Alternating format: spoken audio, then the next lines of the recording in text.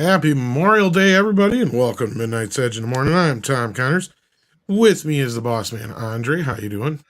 Greetings, everyone, and I would also like to say to every single American listening, Happy Memorial Day. To everyone who is not American listening, it's actually an important day for us as well, especially those of us in Europe and Northern Europe in particular, because it's by the strength of the American forces that many of us are kept safe. It is by strength of the American forces that we can afford the health services and everything we have because we don't have an army, because we rely on the Americans to come bail us out if there is anything. So happy Memorial Day. Indeed. Indeed, and thank you. And also joining us is Culture Casino. How you doing? I'm fantastic. I hope everybody is well. I hope you are, if you're here in the States, you're enjoying your holiday and remembering those that fell in service of this country, the United States of America, and of course, all of the forces that are still at work around the world. But today is about remembering the folks that we lost, and we need to do that. So There's a thanks. faint Say echo again? on your. There's a faint echo. I fixed it. There we go. Yeah. Sorry about And that. also joining us is Script Doctor. How you doing? I'm doing well on this Memorial Day. Best wishes to all those who served and who are continuing to serve, and hope those who are enjoying the freedom they have recognize that and make a wonderful day of it. Oh, you're just bitter that we won the Great Canadian War of 1932. What happened? I think he may be bitter about something far more recent than I don't know, I'm just being Canada shit. lost without America being involved. But that's neither here nor there. We've never been to war culture. I'm just kidding. Oh, all right. Yeah, so I'm so glad to see all of you here. We may be joined by Chris Gore later on, and we have almost 400 watching. It would be great if you could help us out by smashing that like, help share the stream. As I know some of you noticed, this stream wasn't the easiest to find. Our streams, for some reason, never are, which is because this platform really isn't doing that good a job helping us out. Let's just put it that way. So we do rely on you guys helping us out with liking and help sharing. And we do have some awesome people here on the stream already. We have Magitech Max, we have Robert Davies is here, Mustard Lucian is here, Pete and Kat is here. We have Rusty Shackleford, that's such an awesome name. We have Erik Runge Madsen is here. Who also says, warmest thoughts to all the Danish and Norwegian veterans that gave their lives defending us from the Swedes. Yeah, so remember all sacrifices today. We have Dragon Master 360 is here, Geordie Leons is here, Rob Altus is here, Arthur Trevino is here, Michael Miller is here, and BLT is here. That sounds like pretty nice now, right now. And we have Kenneth LaRocque, who sent us a member chat. He's been a member for 14 months at the Viking level. And to all those in the US, happy Memorial Day, lest we forget. Yes, important message right there. And of course, we also have Natasha here. And so many other mods, so that's brilliant. We also have a couple of early super chats. Maybe we should go through them, Tom, before we get into the orders of the day, which is, of course, the Top Gun Maverick box office and a possible JD comeback, which may be coming sooner than expected. Until then, Hillis Mallory, he sent for $2. You misspelled Beetlejuice. Yeah. And yeah, of course, you have a couple of varieties of Beetlejuice. I can't believe that that's what we're going with this morning, but yeah. Well, there's the Top Gun box office, but yeah. But anyway, Beetlejuice, of course, is one of the largest stars that we know of, and that's spelled slightly differently. And of course, Beetlejuice is another star on film, but that's a completely different matter, and we'll get back to that Beetlejuice. The Waltman 4 says for $4.99. Some are thinking either tomorrow or Wednesday we see a verdict. I will be surprised it's dragged out longer than it needs to be. And yeah, I'm also kind of like hoping that it's going to be done relatively quickly, that we'll get something tomorrow or Wednesday, because as far as I understand, on Friday, that's when jury deliberations begun, and Friday they would have spent on formalities that needs to be done, like appoint a spokesperson and some other jury like stuff. That's my impression. And then they incredibly, to me this is incredible, they had a day off on Saturday. They had the day off on Sunday. They obviously have the day off today. And then the jury is actually going to sit down and get together tomorrow. Several days since closing arguments. To me, that's a little bit weird. Am I the only one thinking that? If it was a criminal case, maybe, but it's a civil case. I mean, I think it's kind of funny that, yeah, that they did it this way or timed it this way, the way it was, because you are right. You're giving the jury way too much time on their own, and I gotta imagine most of them are online. Yeah, I know were told by the judge, do not go online, do not discuss the case with anyone. And then I wonder, are they all singletons living in a cave under a rock? Kind of, yeah. Because if not, it's going to be difficult not to see anything or to discuss anything. Yeah, I mean, again, I mean, it's possible that the judge believes that the 7 people that are on this jury, this impaneled jury, will be, diligent about avoiding information regarding the case. They won't discuss it with friends and family members because, to my knowledge, I don't think they're sequestered during the course of the holidays. So therefore, they're no, they got let go Friday. So yeah. So, but my thoughts are they already have a decision.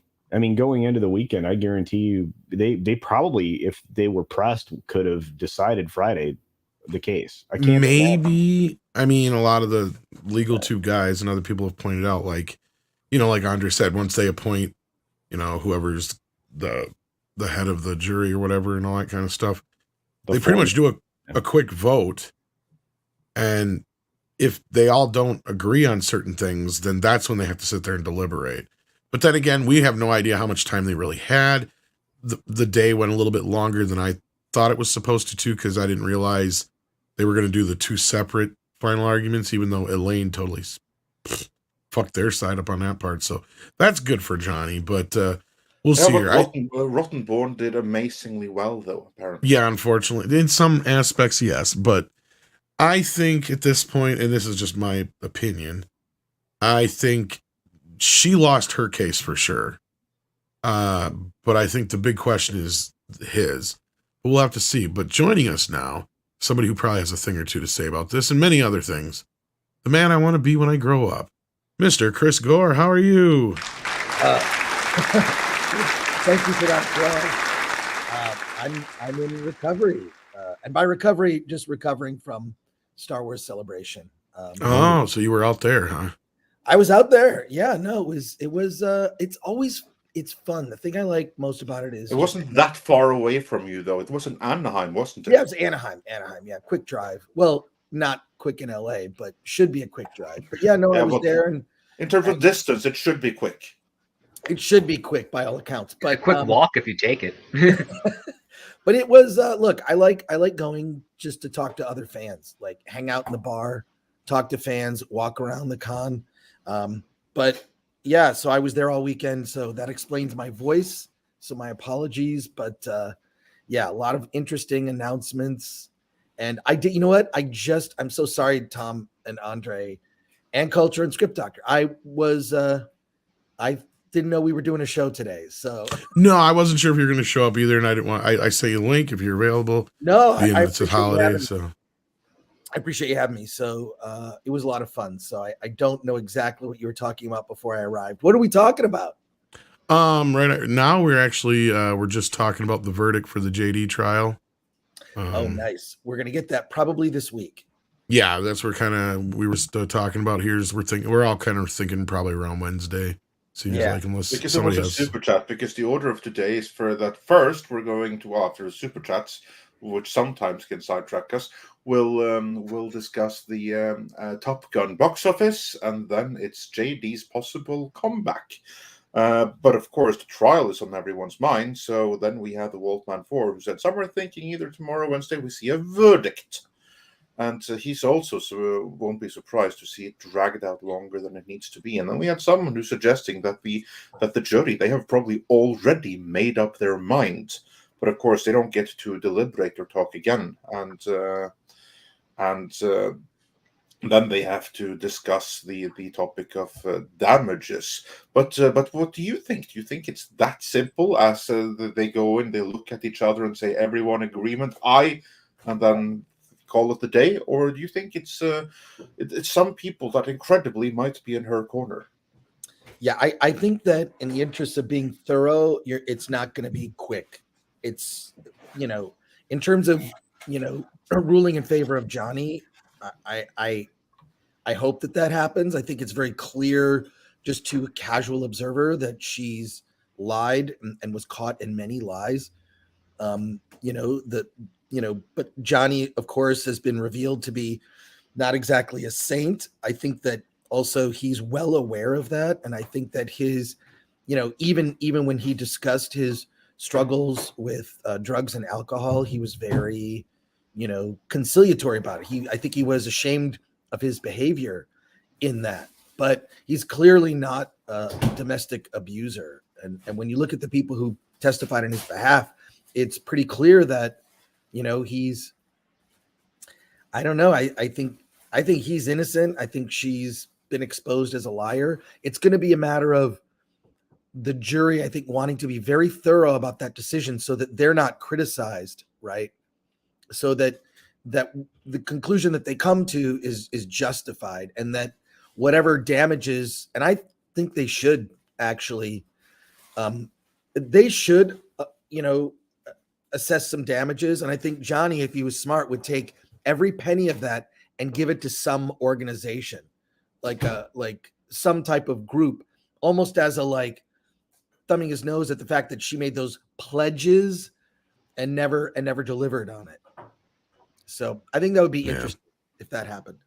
I think you're right. I think if Johnny were to win any kind of damages, I think he already pretty much plans on giving it to probably the two charities she hasn't fulfilled yet. Well, one of them was the ACLU, and they were the ones organizing the attack. So, well, in that case, yeah, you're probably right. Yeah, they won't get. He'll probably give it all to the Children's Hospital. Yeah. I'm thinking that as well, because even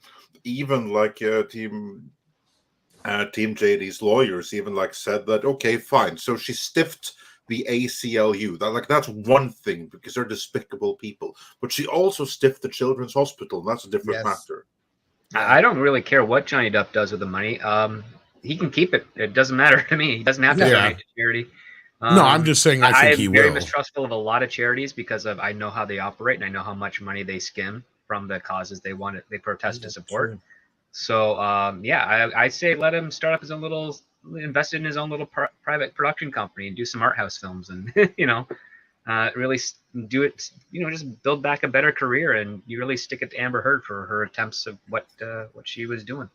He may very well do that too. Yeah. And that's a smart, I think it's, because clearly he's upset that he's devastated that his career was sidelined. I think him doing even a small indie movie, something, interesting and different, I can see him doing that almost immediately. And then the public responding. Think about it, Johnny Depp back, on the big screen. That movie, no matter how big or small, is going to get a lot of attention. So that would be smart. I hate to bury the lead, but I tell you, I don't think it's going to be Beetlejuice 2. Well, I don't think so either. But we'll get into that. But before then, since we are on the topic of the trial, I know this is jumping order, but so we don't go too much back and forth in topics, we'll get back to JD's revival. But on the topic of trial, Brian Barth wonders, question, how come the British trial didn't go in JD's favor? Okay, who wants to go first? Oh, wow.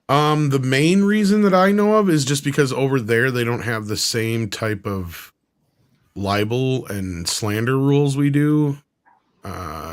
So like I think here, like for instance, a journalist, when they print something like that, they generally have to have what's called the two source. They like to have two sources before they print something, so it protects their ass, because over here in the US, it's a little easier than it is over there to get somebody in court for something like that. And over there, they were a bit limited on what they could do compared to here, and B, we've learned of other things on the other side that could or could not have affected it as well. But I'm curious to hear what everybody else thinks. That's my main understanding of it, though, is Well, the my differences in understanding the is rules. that there was a bias to the judge's Yeah. perception was mostly because there is libel in the UK, and if they don't properly assess the alleged aspect of it, they can still be held accountable for it. And I think that's one of the things that the judge refuted in the London case. I don't know all the details. I think that umbrella guy is far more versed in that. Yeah. But And they that's still my have it. basic Like, understanding. that's not what I was saying. They have it, but the rules are a little differently. That's the only difference. Like,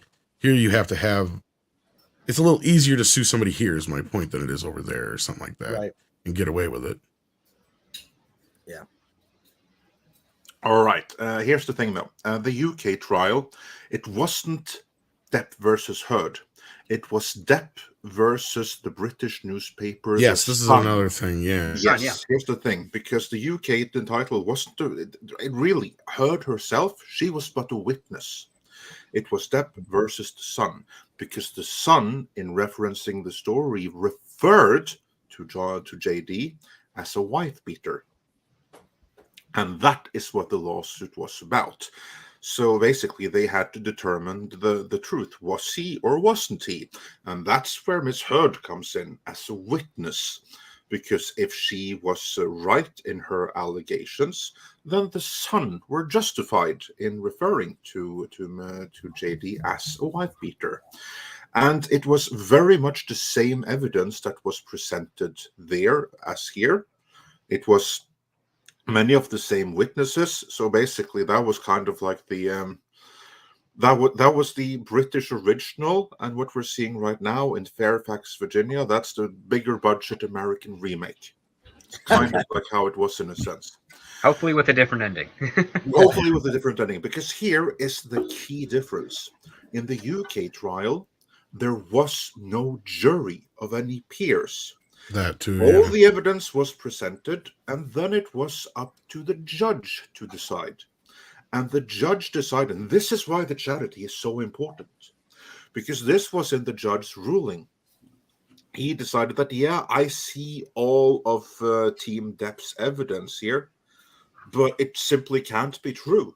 Because Miss Heard, she's stunning and brave. And not only is she stunning and brave, she is of outstanding moral character.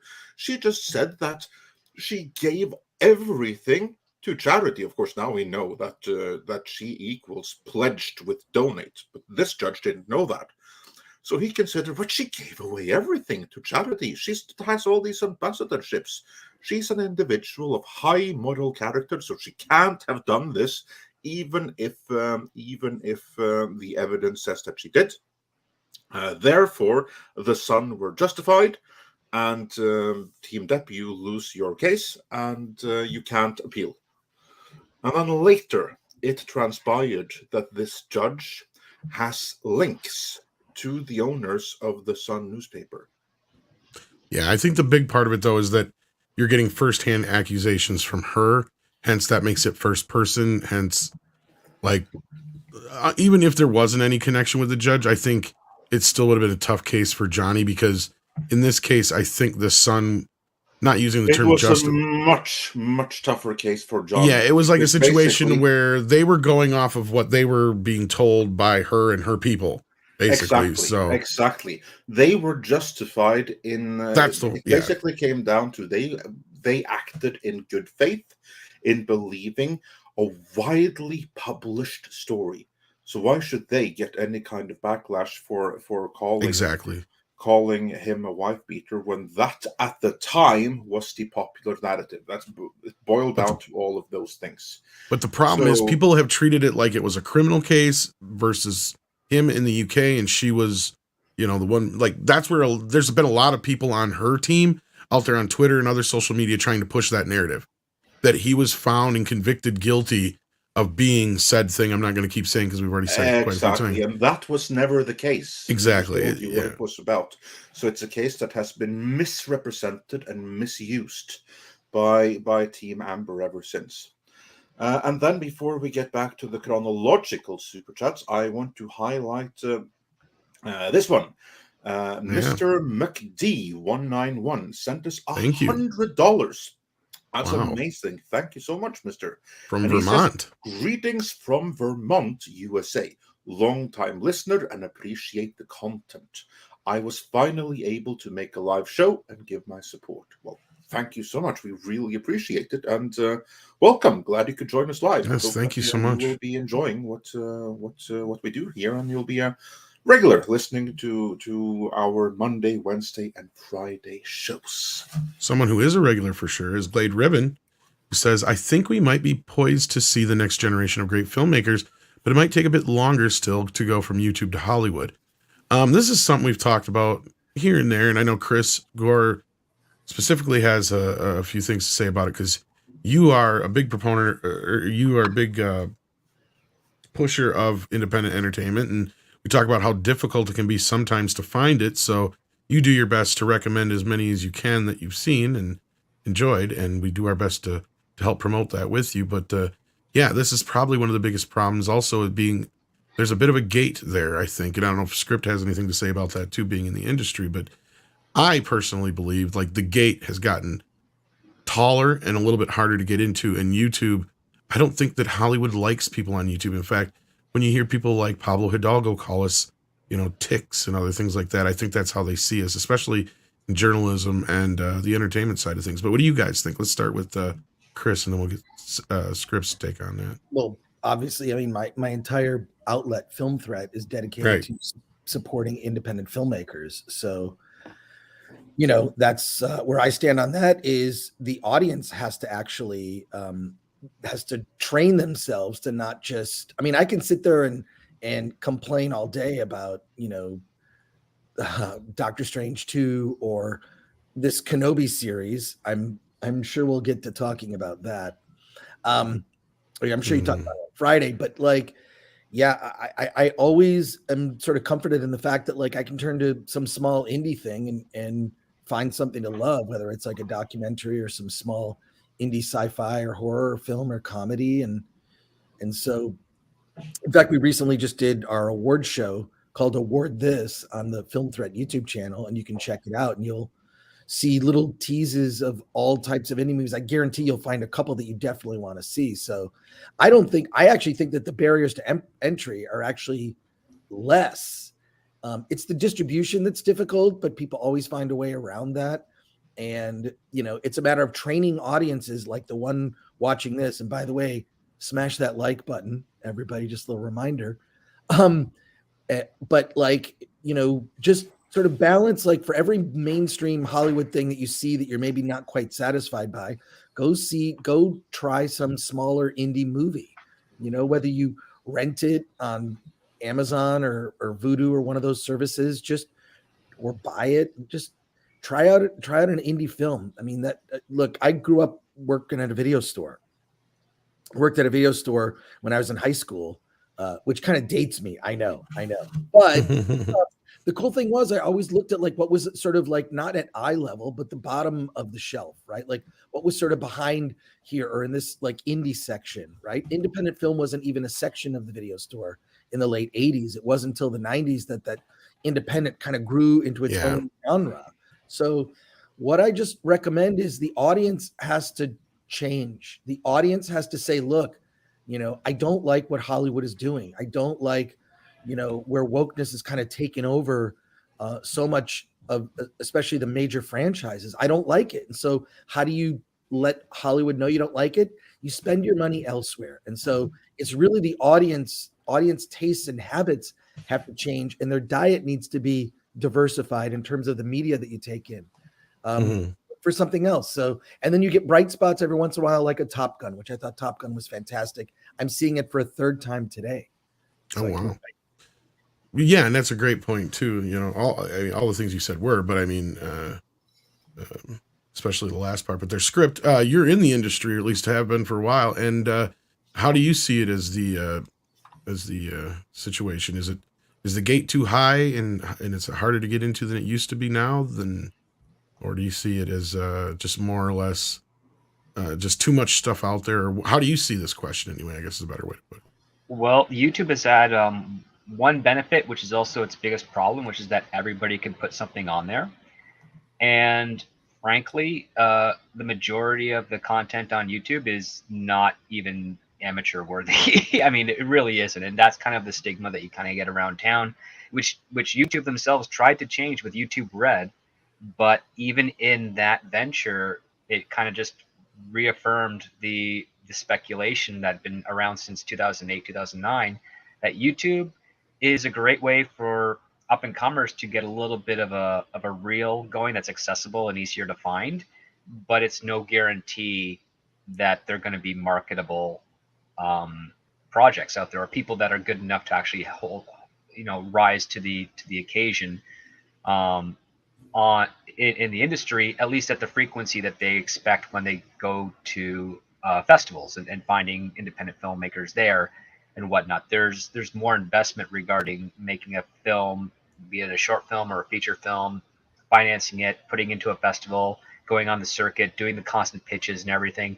On the YouTube side of things, it's got this automated aspect to it from Google, where you put it out there, you share it on your social media a couple of times a week, or you oversaturate and share it a couple of times a day, and you hope to generate traffic and views, but you're not doing the same legwork. You're doing a completely different type of legwork to promote your product, as compared to in town, where you've got a script or you've got a sizzle reel or something. You're going to every production house, every studio, every manager, every agent. You're pitching them a log line, you're pitching them a synopsis, you're showing them the sizzle reel, you're doing it all on an intimate level, which YouTube doesn't have. There's no intimacy for the relationship on YouTube, which causes a distance. And it's also why in its nearly 15 years in existence, there's only been maybe 3 or 4 significant stories of a show being started on YouTube that was picked up, and in many cases, of those few stories, none of them have actually made it to proper network or cable television air. And there's a reason for that. It's not that those people that aren't talented. It's that there's other factors in play of how difficult it is to actually get on there. Like there's a great story by Felicia Day when she was doing The Guild, and how Microsoft approached her to promote it and buy her out. And when she saw what the model proposal was, she's like, it's no different than what I'm doing now, so why would I invest with you?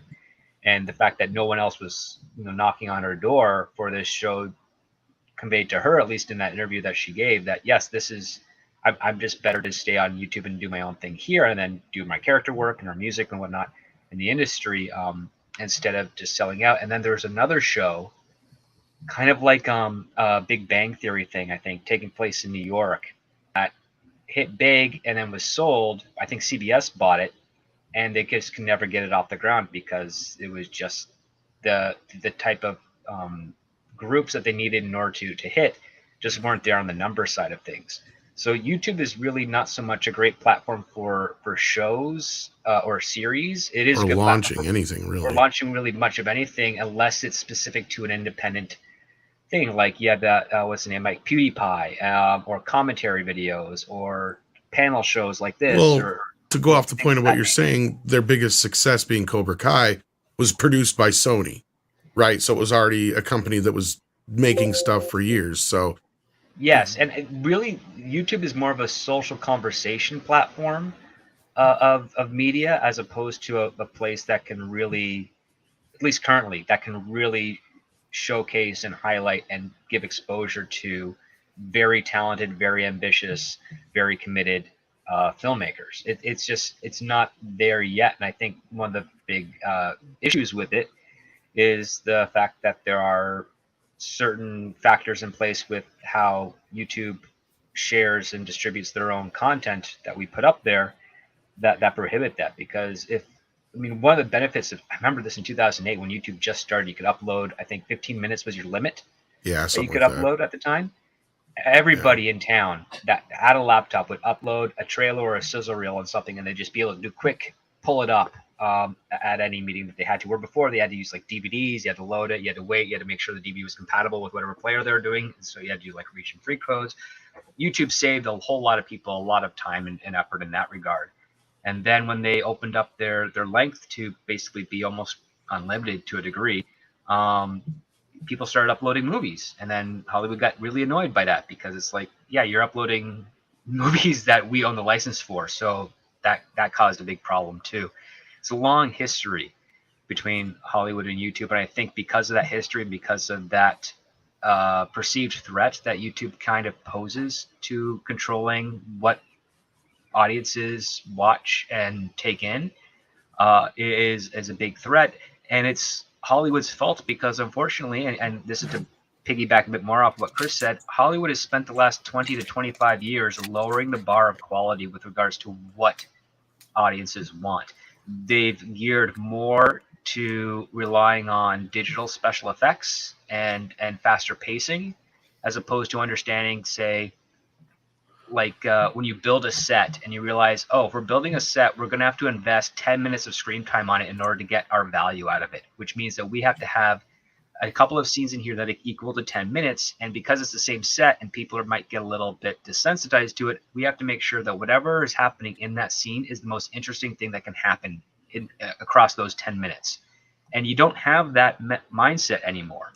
You have this whole, we have the new stagecraft, we can replace the background, we can chroma key, we can do all these other things. We can do, every scene can be between 30 seconds and a minute long, or a minute 30, and we don't have to worry about it making it the most interesting. We just have to show the flashy special effects and the action beat and the quick abbreviated performance, and then move on to the next thing and the next thing and next thing, and not actually have a well-paced, well-explored, and well-developed story. And that's that. And as a result of that, people have turned away from films and certain television shows, and have gone to YouTube, where you can have long-form interviews like this one, or long discussions about classical films or classical shows or newer things and whatnot. There's a bit more of a relaxed pace and a less sense of artificial urgency in the content. I think that's a good point, Skirt. I think that YouTube has really kind of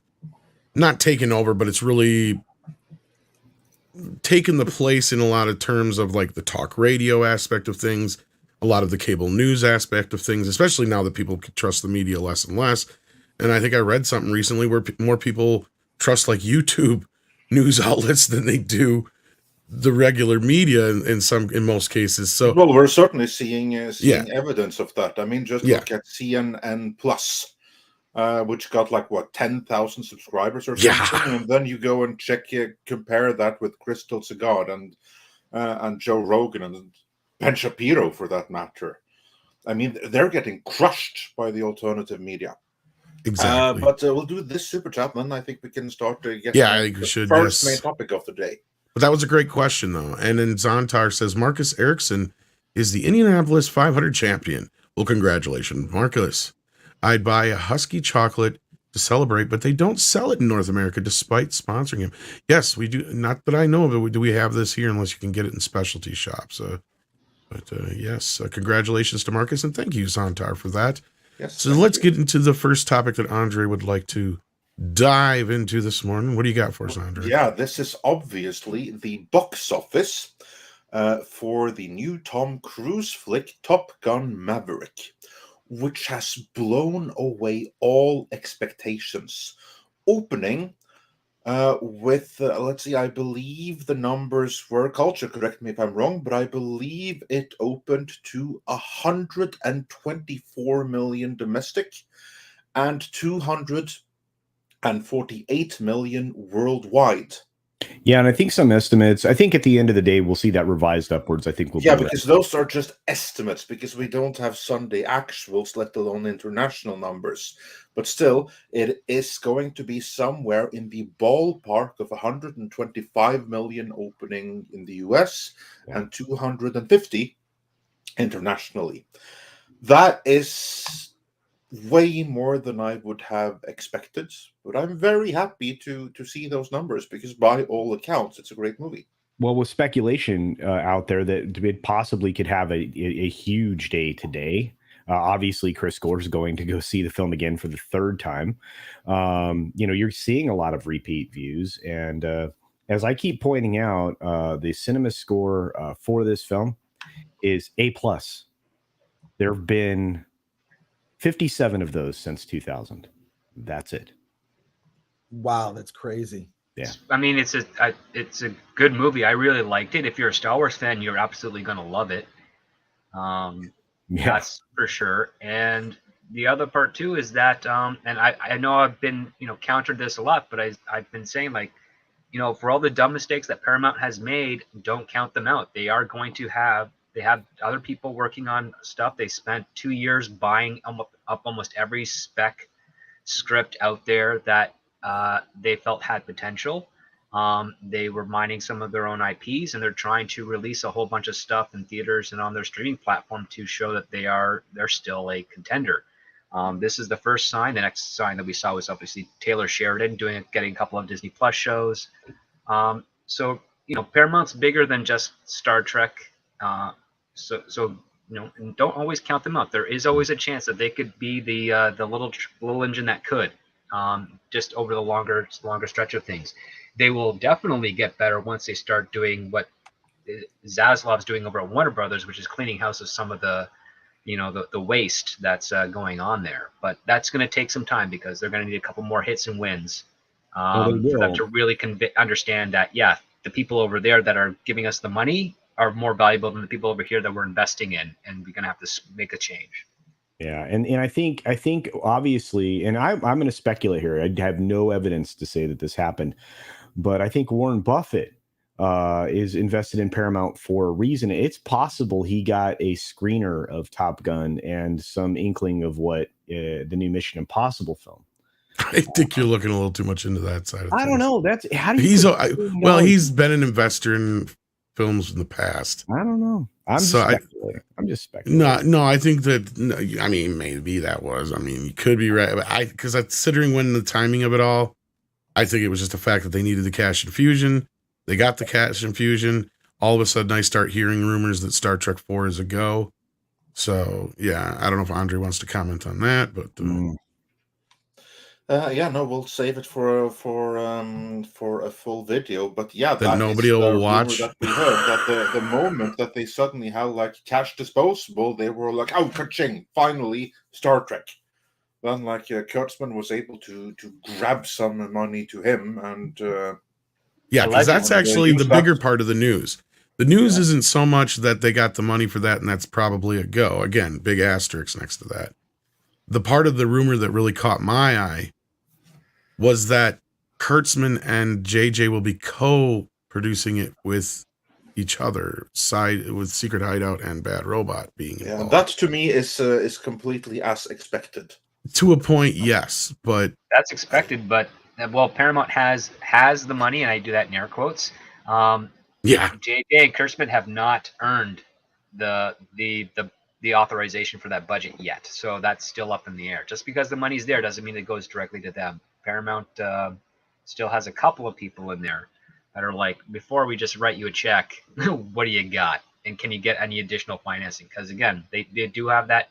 There are enough people there that know that there is a history, where as much as they want to do that Star Trek 4, it's like we've got diminishing returns on all these films, and the investment is too high, when they could look at something like Top Gun, and if they factor out some of the mishaps of the current health issues that have been plaguing us for the last 2 years, that budget is significantly less than what it ended up being, and they can basically do the arithmetic and say, yeah, we need to keep in this field if we're going to do a film. especially of an IP. And hopefully they'll be smart enough to do that. But again, JJ is one heck of a good salesperson, and you never know what he might be able to pull off. But because of his reputation that's going on at Warner Brothers, that might be in question too. So there's these extra factors going on. Zaslav's not happy with him. Yeah, there's a few reasons why my eyebrow perked up on this time when I heard it, considering the source of it, which I can't get into, and just the way it came to me and the timing of it all. And here's the other thing we got to factor in here. I think you're right, Script. That's one point, is JJ needs this. Paramount kind of needs this, because you got to remember, a lot of the hits they've had have not been, and I'm not talking to you, Script, I'm talking to other people, but a lot of the hits they've had have been stuff like Sonic and movies that they don't own the entire license. They're just licensing from Sega, for instance, and all that kind of stuff. So they don't own it, but they do own Star Trek. Yeah, exactly. So in the end, even though they have to create it in partnership with JJ and Kurtzman in this case, it's still their IP to exploit, as opposed to Sega or Transformers, which aren't exactly theirs. So this is why I believe this more than I would other times, but I still won't believe it until at least one of the original cast, being, like Chris Pine or something. Chris Pine would be a good bellwether here. Yeah, if he's out there saying, yeah, I've been in talks, we're looking at it, blah, blah, blah, blah, blah, then maybe I'll start believing it. But at this point, it is so far gone. Like, how long has it been since the last one? It's been 2016, 2016 right? Was Star Trek years. Beyond. So we are now at 7 years. They would honestly, at this point, be better off just doing a plain old reboot. A reboot, yeah. Yeah. So, yeah, I don't know if Chris has anything to say to that, or Culture, but, yeah. I mean, I'd like to see a new Star Trek, but 8 years later, you're right. Are people really going to be interested in this crew, especially when you have Strange New Worlds? And, this gets confusing for people, I think. Right. So, I don't know. And plus, what are we going to do? Another big villain that's going to be defeated by the end of the movie? With another bigger ship. Yeah, another bigger ship. Like, I really think that it's the thing that's killing Star Trek really are they can't seem to, when it comes on the movie front, they can't come up with an idea that's better than Star Trek II, The Wrath of Khan. They keep trying to repeat that. Mm-hmm. They keep trying to come up with some big bad, and it doesn't work. I will say this. I did see Star Trek, the motion picture, in theaters in the new, the new director's cut. Yeah. And it was awesome, by the way. I thought it was great. Yeah, I saw it on P+, and it was all right.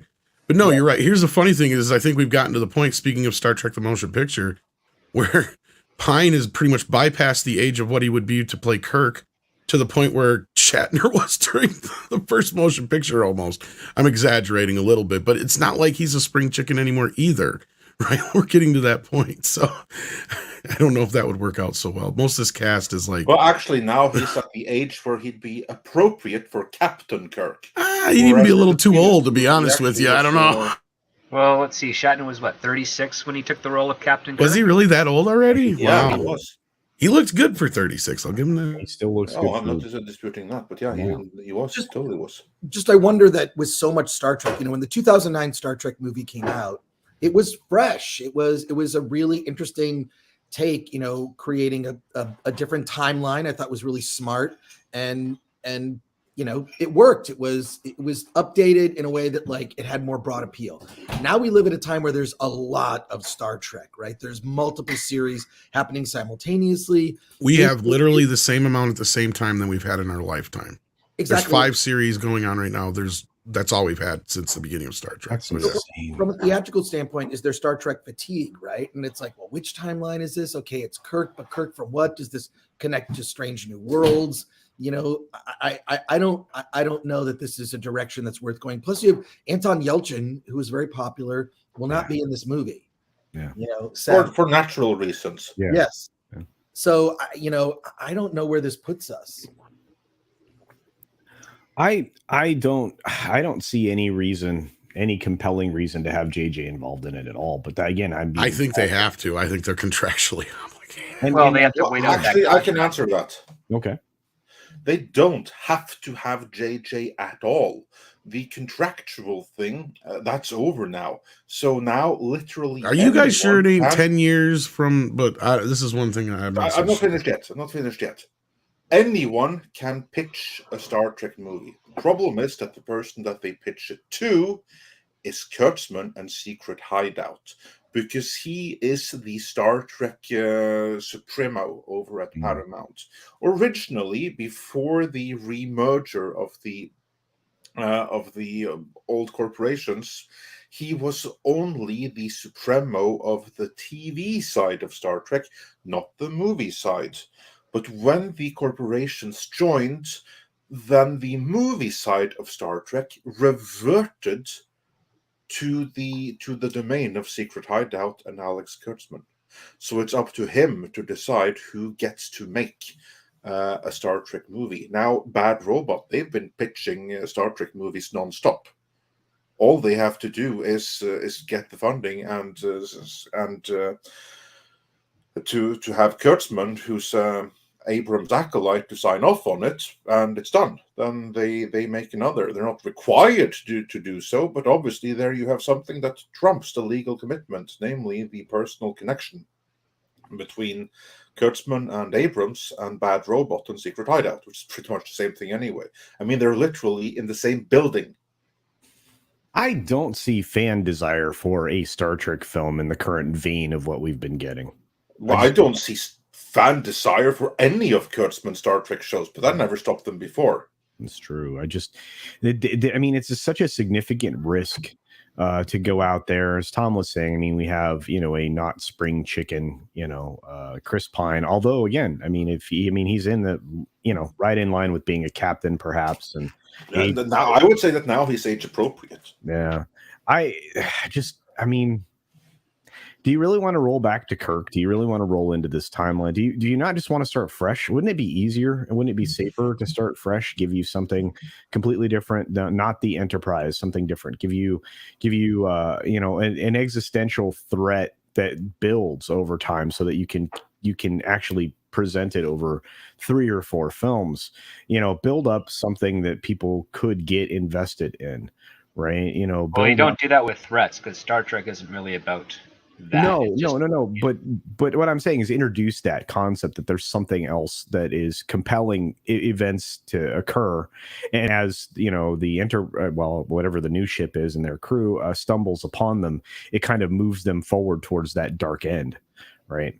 So I don't know. I think that I think you can still present the world as utopian. I think you can still hang on to some concepts, some ideas from the older series, but I think you have to start fresh in order for it to be compelling, because the audience, I mean, the chat's talked about it. I mean, this is a poisoned well. To how many more times are you going to take drinks out of it? Well, maybe this is just because I saw Star Trek the motion picture, the director's cut, but it would be really cool to see Chris Pine in that outfit, those the outfits from Star Trek the motion picture. Right. Maybe they jump ahead in the timeline, because by the time this comes out, it'll be 8 years later. They could somehow leap ahead, or they could go to the Star Trek 2 sort of naval outfits, the sort of the petticoats, yeah. Yeah, I mean, that would be interesting if they did that. I don't think they're that creative, but that would be I mean, that's not really the most creative of ideas, but I think they're derivative enough to do a redress of those types of those costumes and things of that nature. But the unfortunate factor is that in those 3 Star Trek films, they have not established anything that is compelling for us to want to see them over again, aside from maybe a handful of performances from the cast. And that's not enough, because what we were seeing with those 3 Star Trek films are just ideas, but they're not stories, and that's kind of the difference. They're interesting ideas. Hey, let's have an alternate timeline with a new crew. Great. What's the story? Oh, some guy travels back in time to cause all the things. Like, that's not a story yet. That's still just another idea. and what do we get for the sequel? Well, we have a rehash of Wrath of Khan and Space Speed hybridized.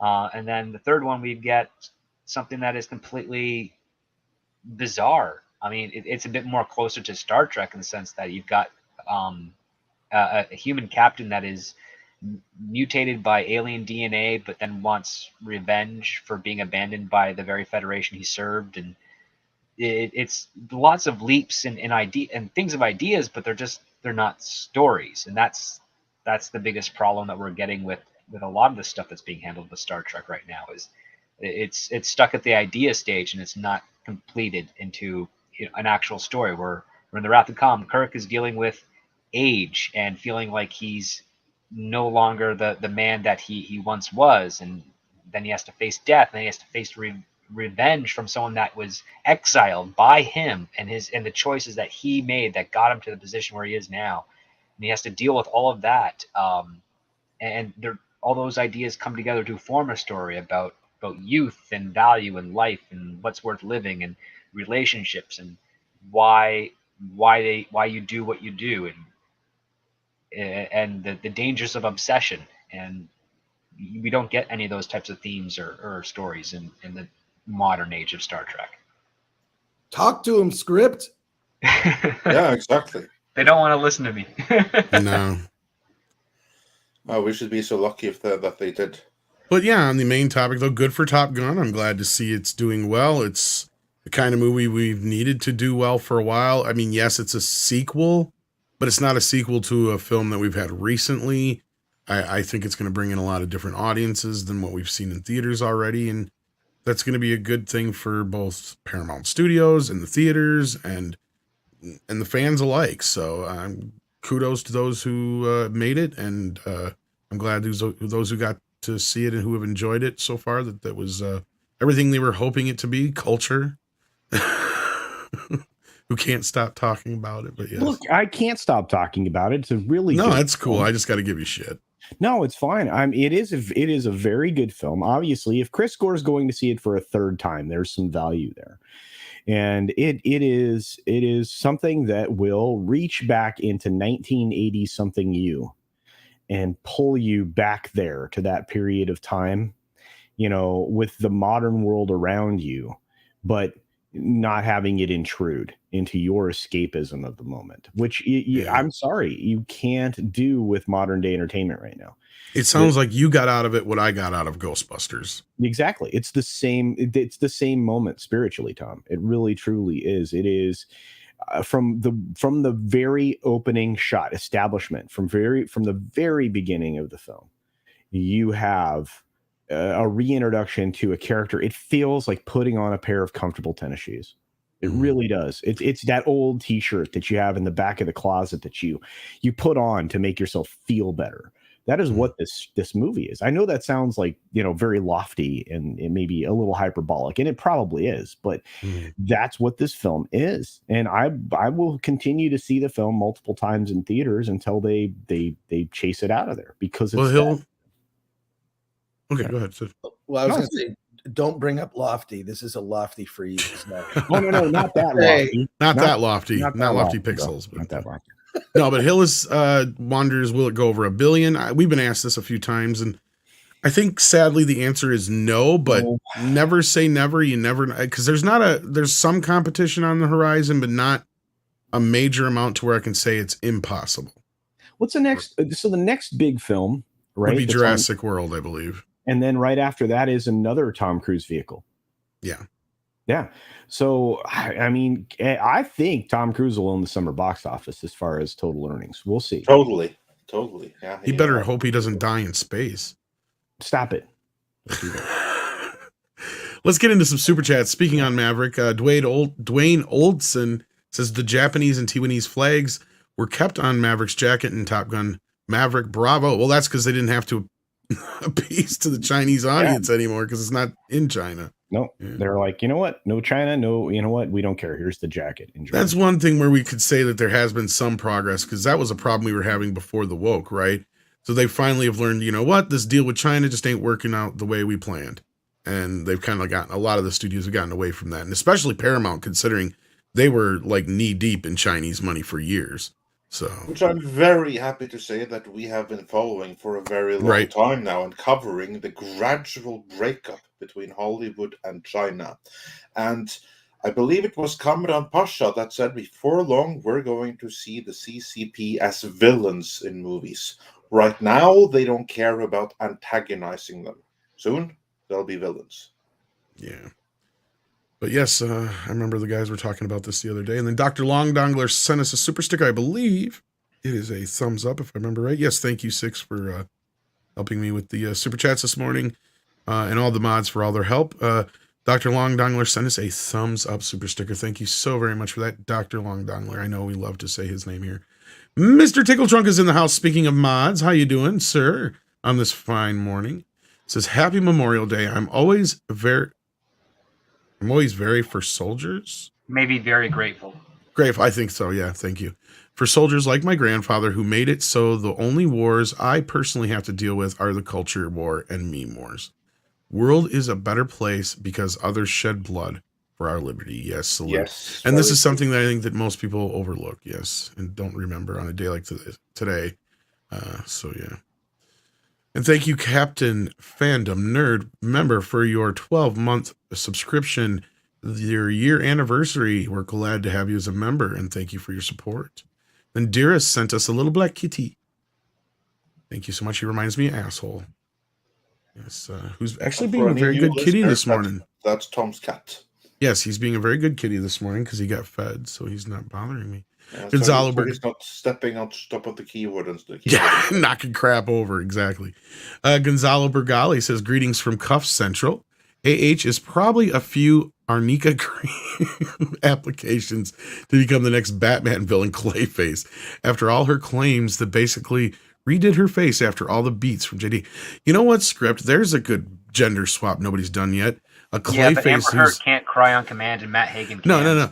So. Don't use her. This is my point. Have, instead of, the transformation be because she's using some experimental makeup product. That's sure that one of the origins of Clayface. In fact, they there you go. With Sharon Stone and Catwoman. Is it really? I've never watched Catwoman, full disclosure. It's something. Yeah, I've heard. That's why I didn't bother. And also, Amber, she can always try to lobby for Fatal Attraction or a Gone Girl remake. With that fucking laugh, hell yeah. God, gives you chills, dude. Douglas Member has been a member for 13 months, and Douglas, of course, you may recognize his awesome art from time to time in our videos and on the show here. In fact, he sent me one this morning of Johnny. There you go. There's one right there for you. So we'll talk about that here in just a couple minutes, I think. Yeah, and for those that don't get the reference, there was a rumor it would be a couple of years ago now, because it was in the aftermath of the Joker movie that Johnny Depp might be the DC EU Joker. Or at least or one of them at any rate.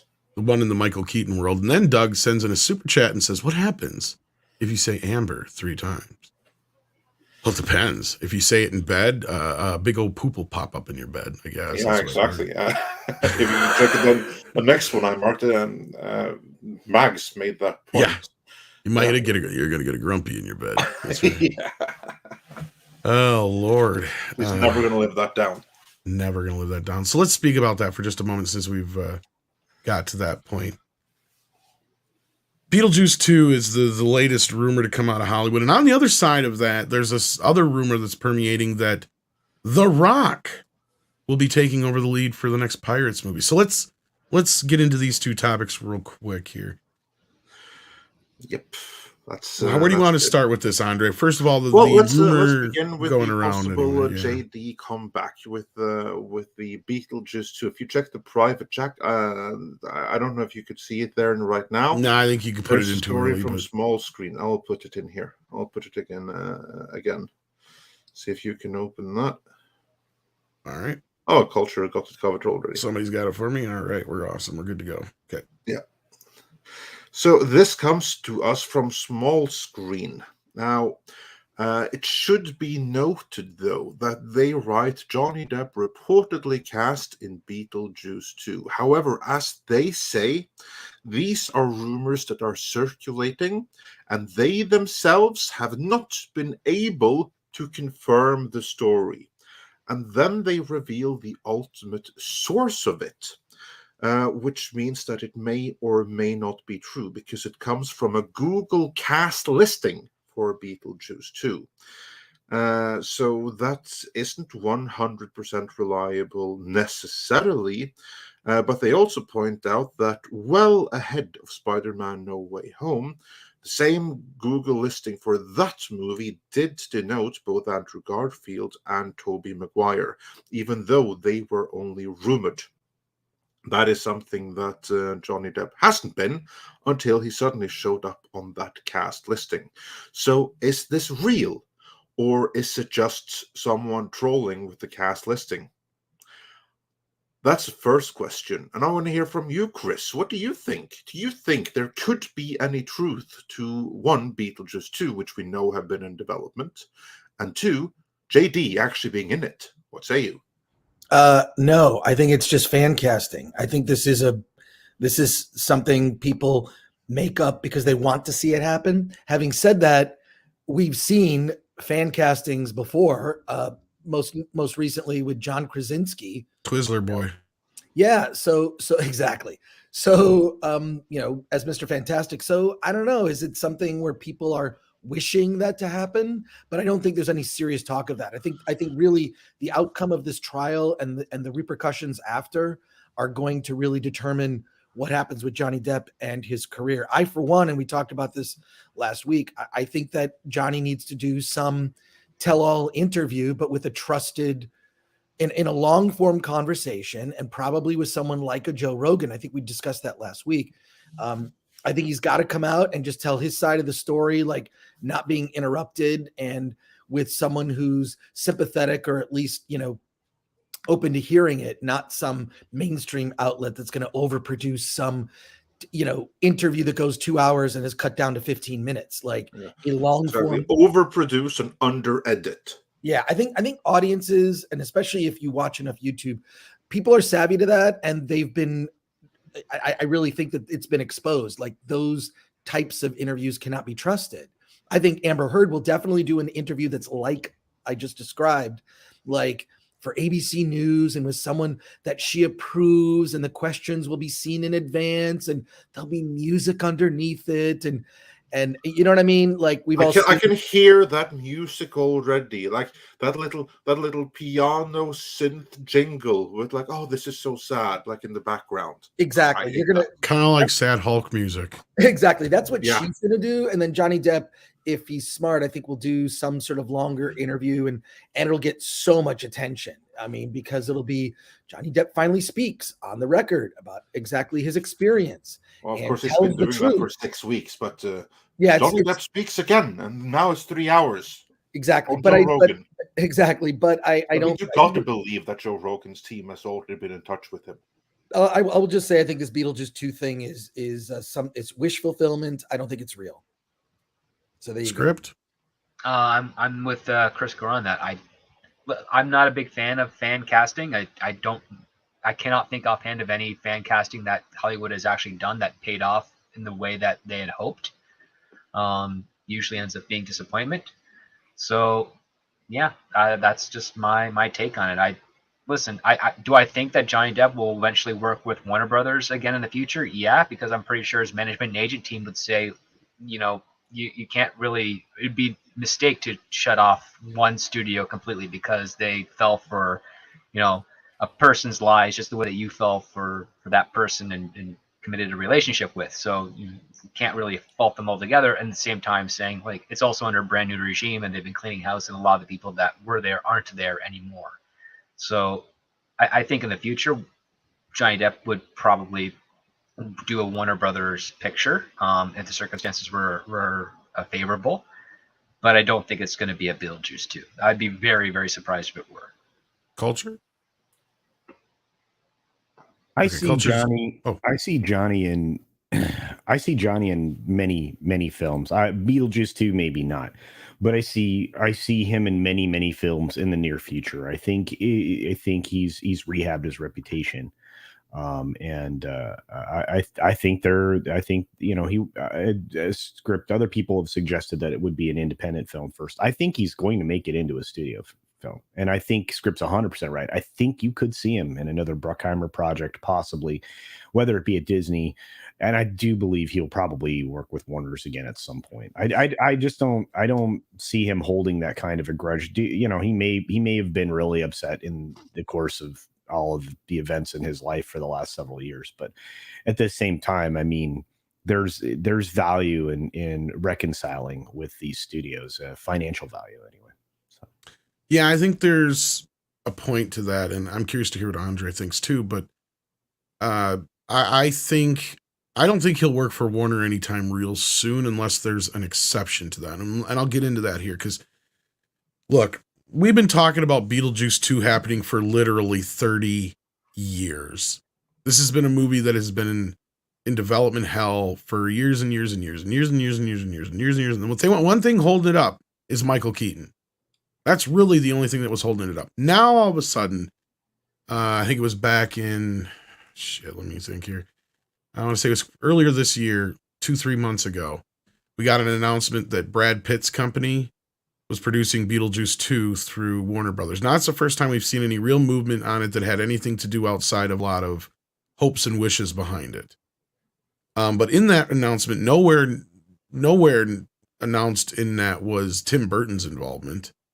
And I believe the only other thing that kind of sparked any interest in this was Michael Keaton, I think, was asked about it nonchalantly in an interview, and he's like, yeah, I think I'd be interested in playing that role again. And that's like the closest we've got to it. So until I see in the very least, at least a photo of somebody on the set with something proving to me it's Beetlejuice 2, then I'm not going to believe this fucking movie's happening. But with the Brad Pitt thing, I think it's one step closer. I would believe this Johnny Depp news, and I'll put an asterisk with this, and that is if Tim Burton was involved, and it's probably just a small role. He's not playing any if, and that's a big if, because that's one of the few ifs I can see getting Johnny Depp involved in a Warner Brothers picture, because I guarantee you he is pissed over being recast.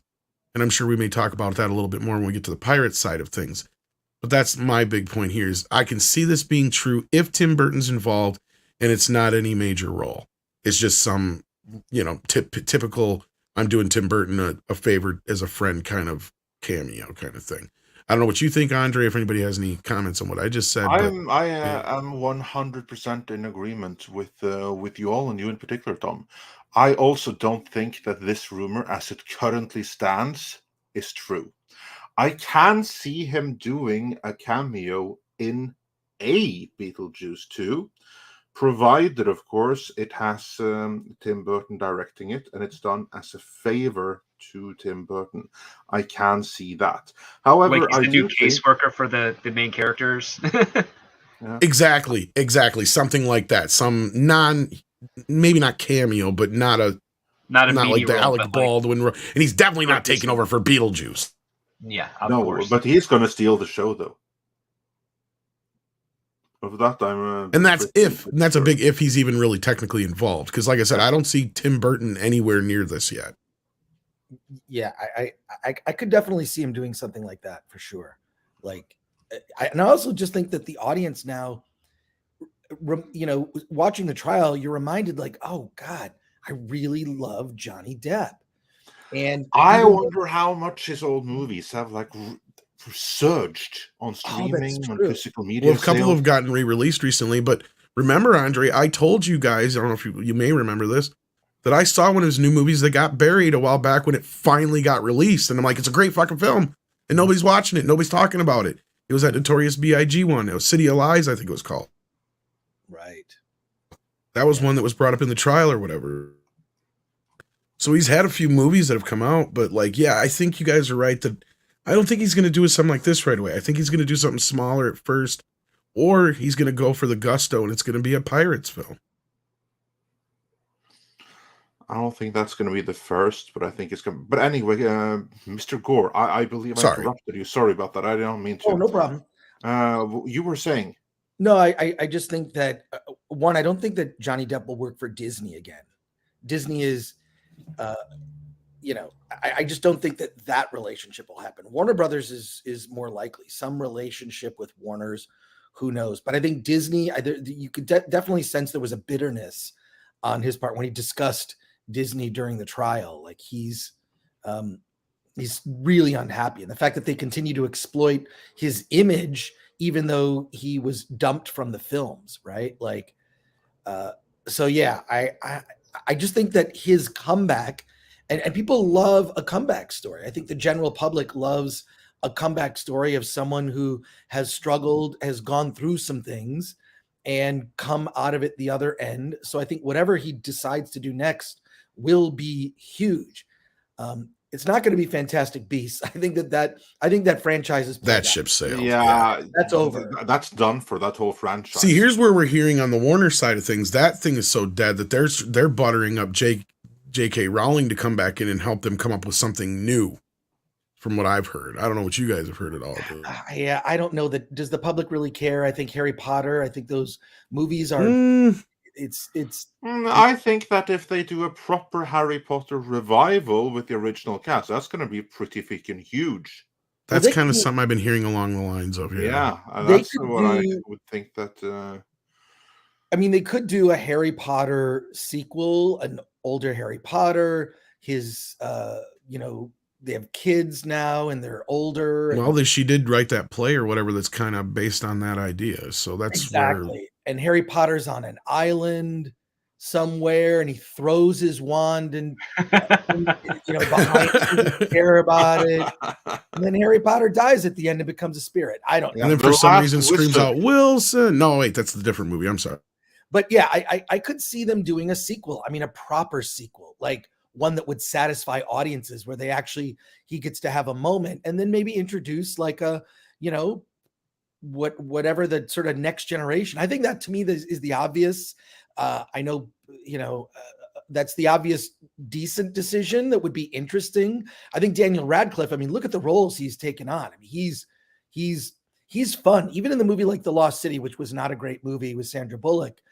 He's fun in that, and he's got a great sense of humor about himself as an actor. Like, I just think that, I don't know, I'd love to see Daniel Radcliffe just, come back to that role in a different way. There's no reason. I mean, he's around. When can they do it? Right. That to me is obvious, but that's the beauty of it, is most of those kids are not really like doing a whole lot. Let's say that's high in demand. I mean, Daniel Radcliffe, I mean, I'd much rather see him return to Harry Potter than to see him continue playing Weird Al Yankovic. Oh gosh. Oh, I think that's a fun film. I hope so, Script. I hope it looks like a comedy. Yeah. But the Weird Al Yankovic movie is on Roku or something. It's that's like the thing. Yeah. Original. I mean, I have a Roku box, fine, but I never thought of Roku being a content provider. Right? It's more of a platform. This could be their step into that, though. They've been buying up content for quite some time, Chris, including like the entire catalog from the failed service Quibi. Wow. Yeah, there was some good stuff on there, though. They had like the Reno 911 revival and some other stuff that they just kind of got buried because of the stupidity of the idea of the platform. It's true. I mean, and again, they've been reworking a lot of their stuff, and their ability for even you, Chris, to publish an OTT channel there as Film Thread. I mean, I mean, it's a consideration that I've been looking at for over 2 years now, is actually just publishing my channel directly to Roku on an OTT service. Well, it's a great box. They have good content on their free channel. It is ad supported. But again, a lot of people just aren't aware of it. But they are a growing service. So as they continue to grow, perhaps that channel itself continues to grow. We'll see. I hope Script is right on the Weird Al front of things. But to go back to your original question, Chris, I think that we'll have to see here. But the other side of this news was the other rumor coming out of Hollywood this weekend is that The Rock is being looked at for the Pirates of the Caribbean. I don't believe this any more than the next guy probably does. He'd be a great nemesis or a villain. Yes, Maybe for Johnny that I to see. take on. But Johnny That's a great Depp, point. he clearly loves that role. Did you see the footage of him going to the children's hospital in character? Oh yeah, I've seen play. I've heard story. Tons of stories come out this weekend. Surprised people on the Pirates of the Caribbean ride as Captain Jack Sparrow. I mean, he clearly loves playing that character, and having that taken from him, that was like killing a family member. It felt like he really put his all into that and loved to see the delight of kids like seeing him as that character. Like, when we heard him talk about it on the stand, he feels like he created that character, right? Like that's him. And this is the point I'm glad you made, because that was going to get me to the next part of the story. Is that's where I feel like he'll be quicker to work with Disney again on a Pirates film than he would anything else, because they haven't recast him yet. They haven't done another movie yet. They haven't specifically publicly treated him in any way that I can see him not being able to go back from. And I think that would be something he would embrace. But Guitar Jedi brought up a point here, and I'm just going to have a little fun, and nothing personal, Guitar Jedi, so don't take this as an attack. But his question is, or his statement was, The Rock has a better resume than Depp. And my question in the chat or whatever was, does he though? Does he? And I had this question. Culture looked it up. So what is the results? Well, okay, so we did look at it, or I did, looking at what is available as far as gross box office, right? And I'm not sure exactly how accurate it is, but the sites that I'm looking at are reputable, like the numbers and things like that. Over the course of 40 films, Depp has a box office of $8.2 billion. Now, mind you, it's not adjusted for inflation, overall.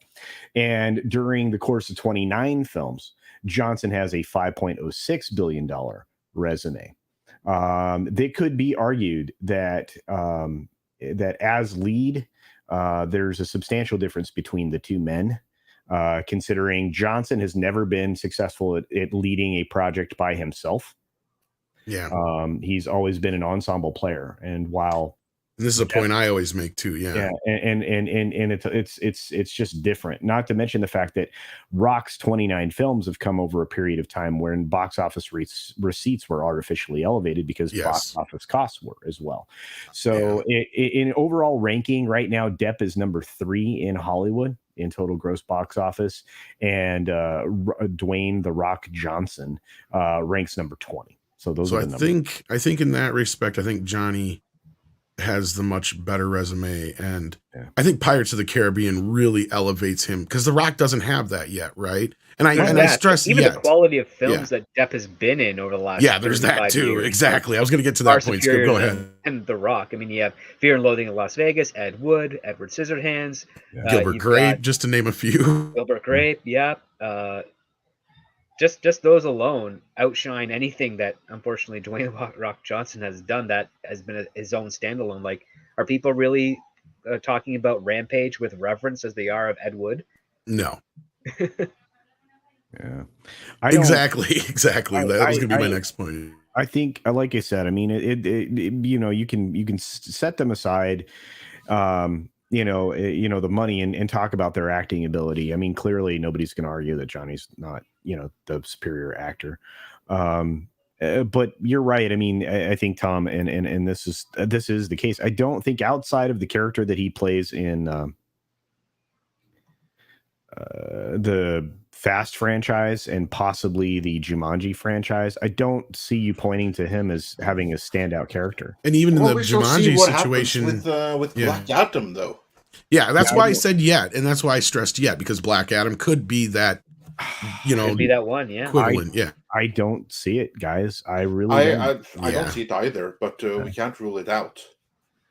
But I also I don't see that being anything special.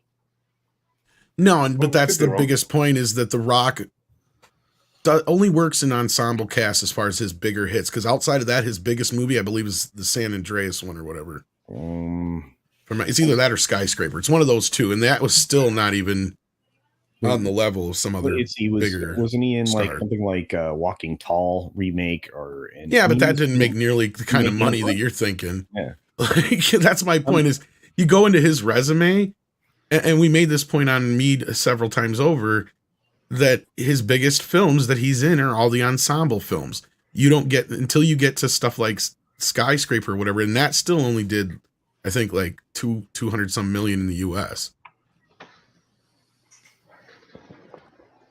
But yeah, anyhow, moving on, let's get into some more super chats. I think it'll be interesting to see, but I don't think anybody believes this Rock being in the Pirates of the Caribbean thing unless he's like a villain. I agree with Chris. Well, I'll That's the only put it thing that this way: makes sense. if he is the replacement Jack Sparrow, then JD is never coming back to that franchise. Oh, yeah.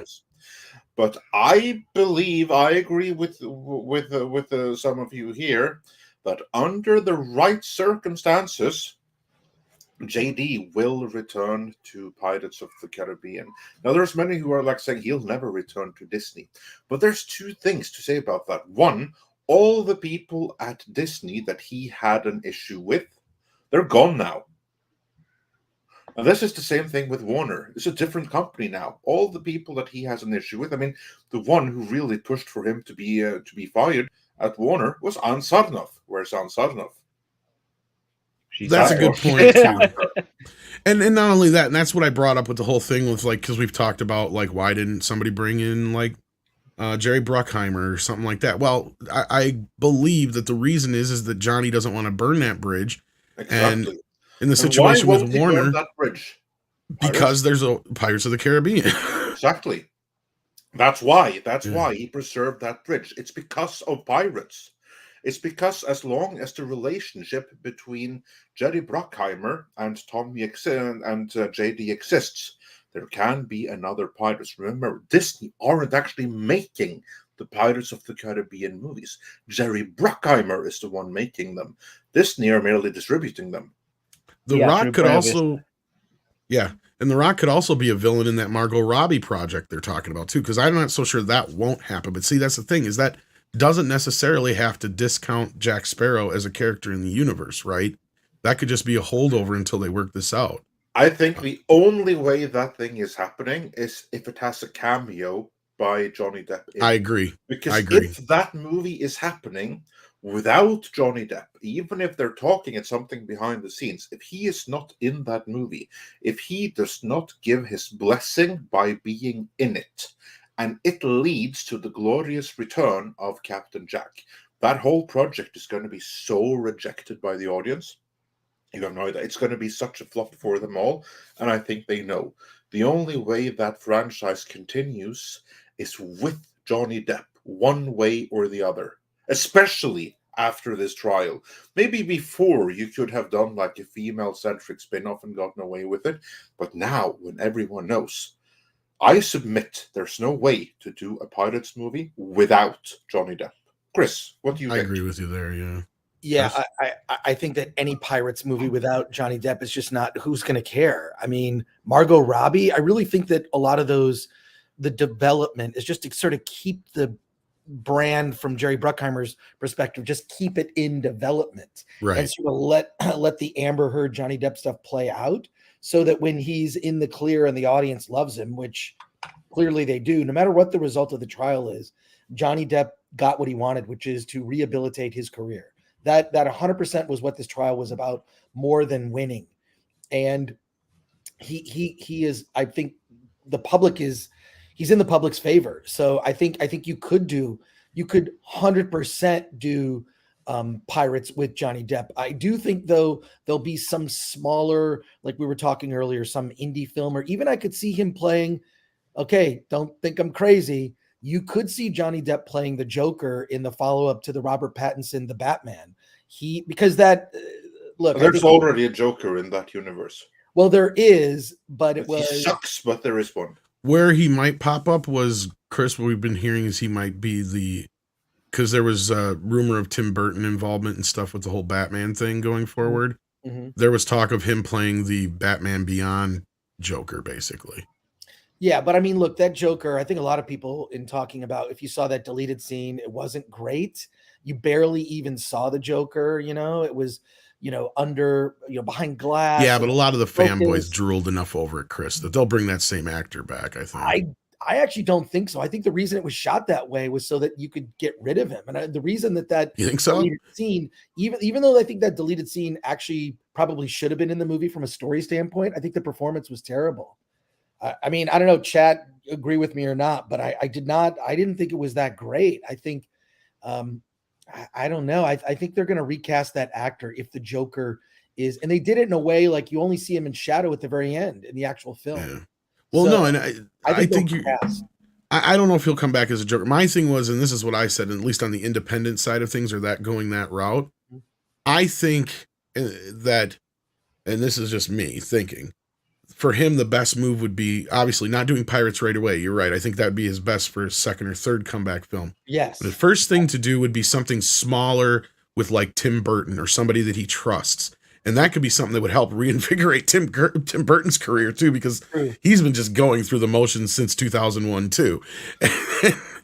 And I think that's kind of where he needs to go, is do something kind of awkward and quirky with him to kind of remind us why we loved him in the first place, you know, and somebody he trusts as a director.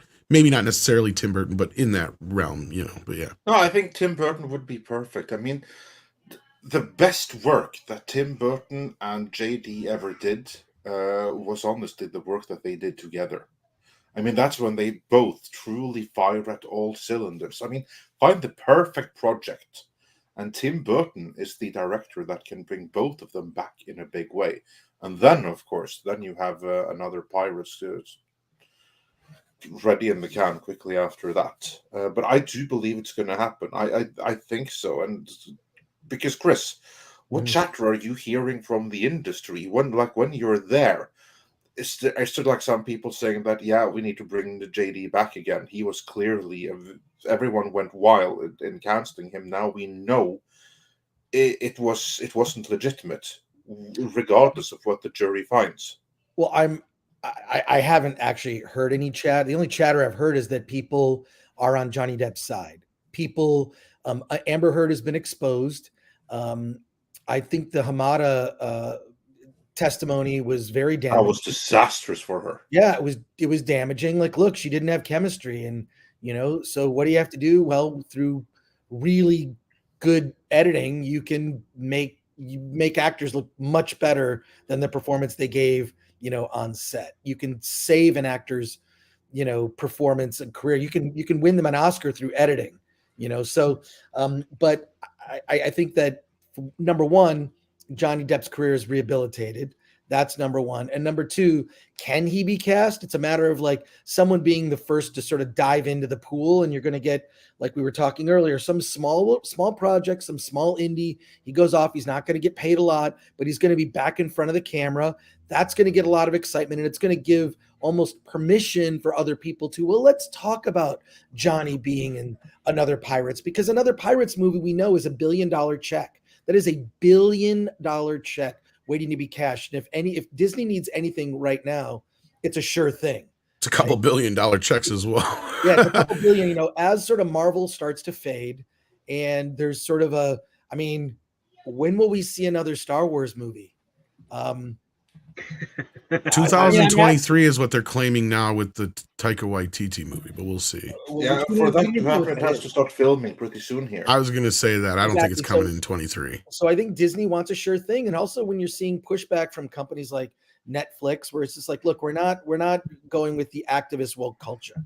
That's not what we do. You know, like, you know, I was joking, like I almost tweeted out, Cinnabon, oddly quiet on Roe v. Wade.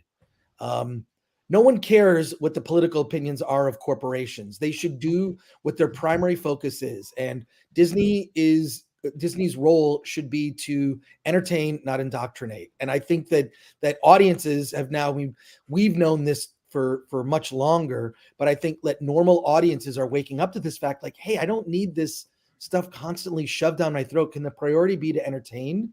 You know, like just, you know, like keep to your primary focus. Cinnabon, make delicious buns.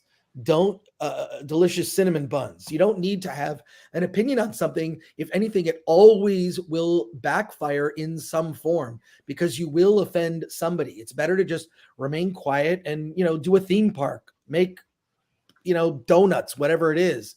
And I think that since people are waking up to that, I think you're looking at Pirates being a sure thing. Just also from the standpoint of it's Johnny Depp's comeback. Can you think of the excitement around it? Even if you didn't care before, look at the look at all the interest in this trial.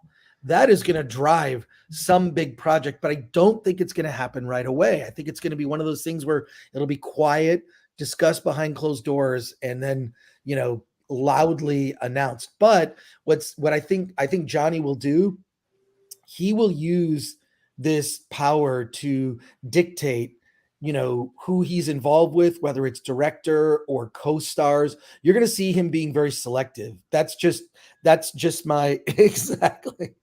That's just my personal opinion. Is I think he'll be selective, and I think that he'll choose to be involved with people that have been supportive of him, and most of the industry has, oddly. Yeah. Well, again, this is just if you count silence as support, then yeah, I guess so. Yeah, exactly. Well, some actually have been coming out a little bit more supportive. So I think this is going to be that slow chug as we get moving here and things move along. And but you have to go here with soon. So we're going to get to some of these super chats. I know you guys have been so patient waiting for them in the chat.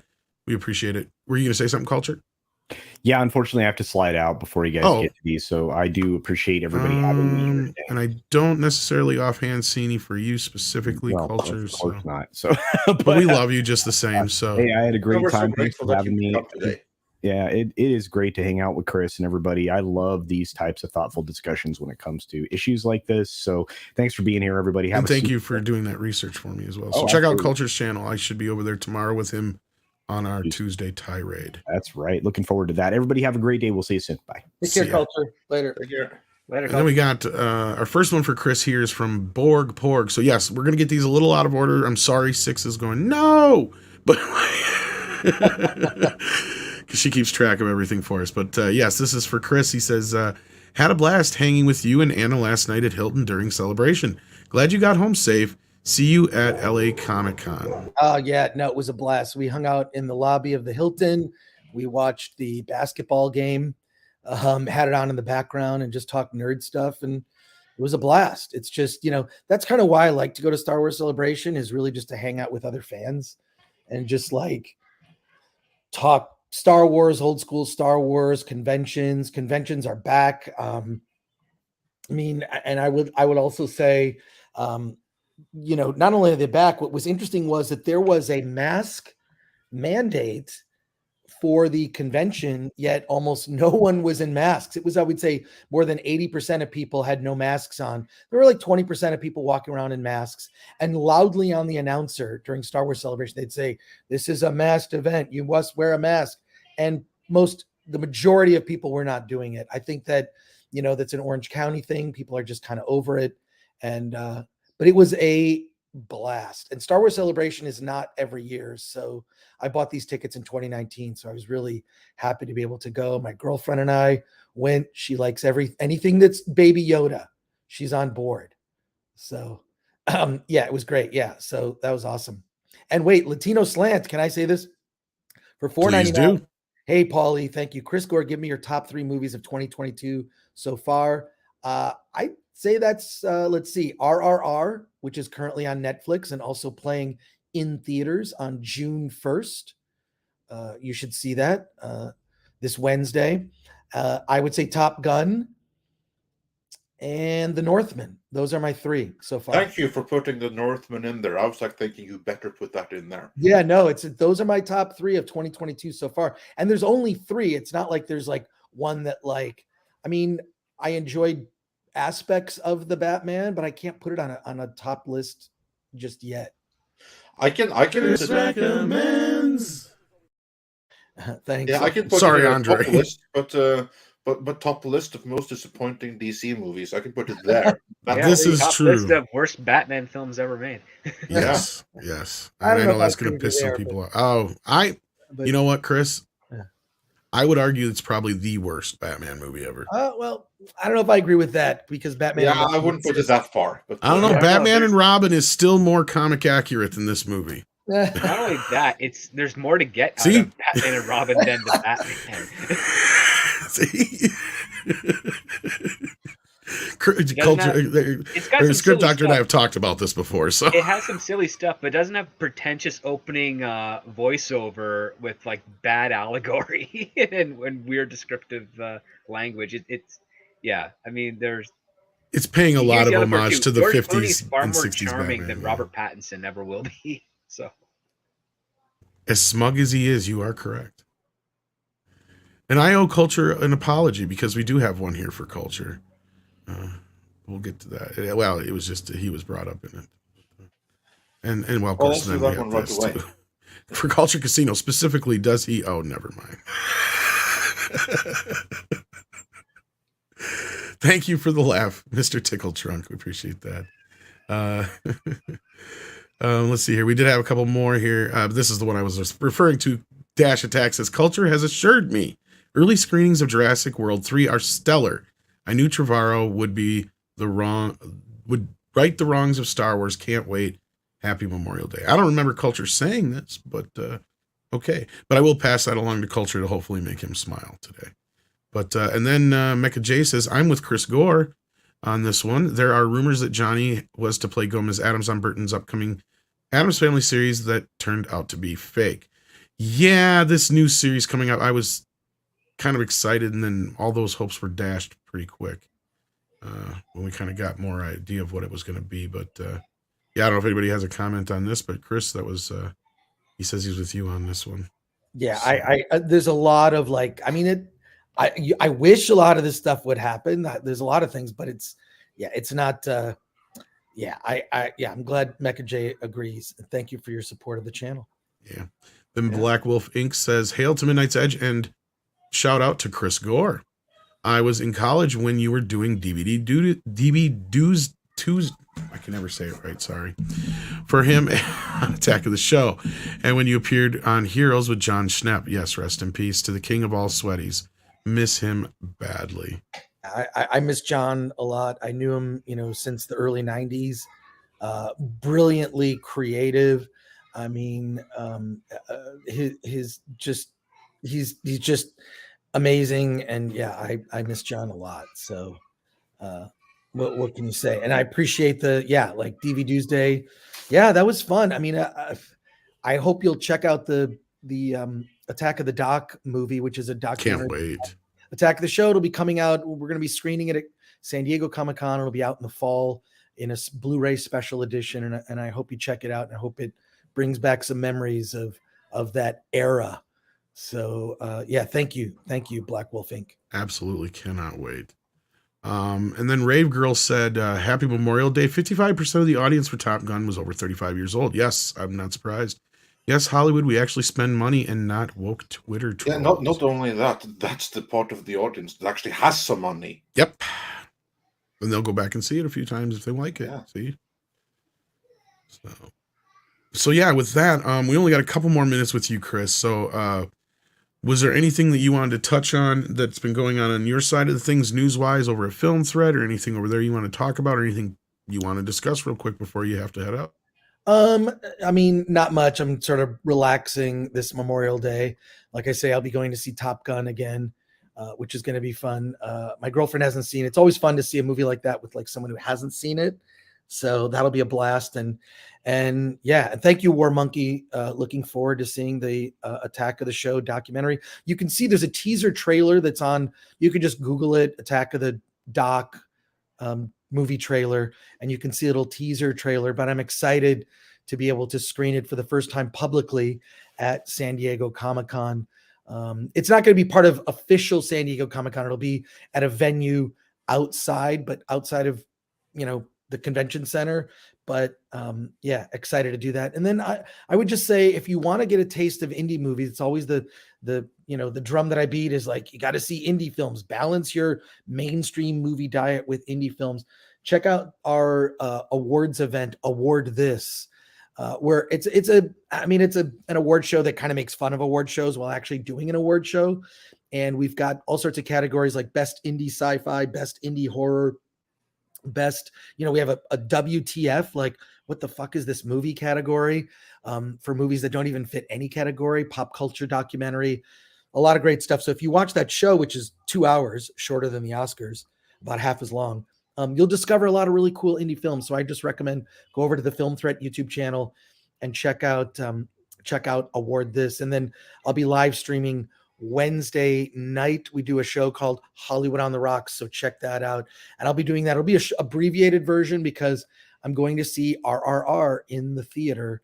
And I know it's on Netflix. That's a movie again, it's on one of my top 3 movies of this year, RRR. Really amazing. And now people are finally getting to see it because it's on Netflix. So that's pretty much all I have to say. I really appreciate, I'm glad, I just like yesterday I was at Star Wars Celebration until late.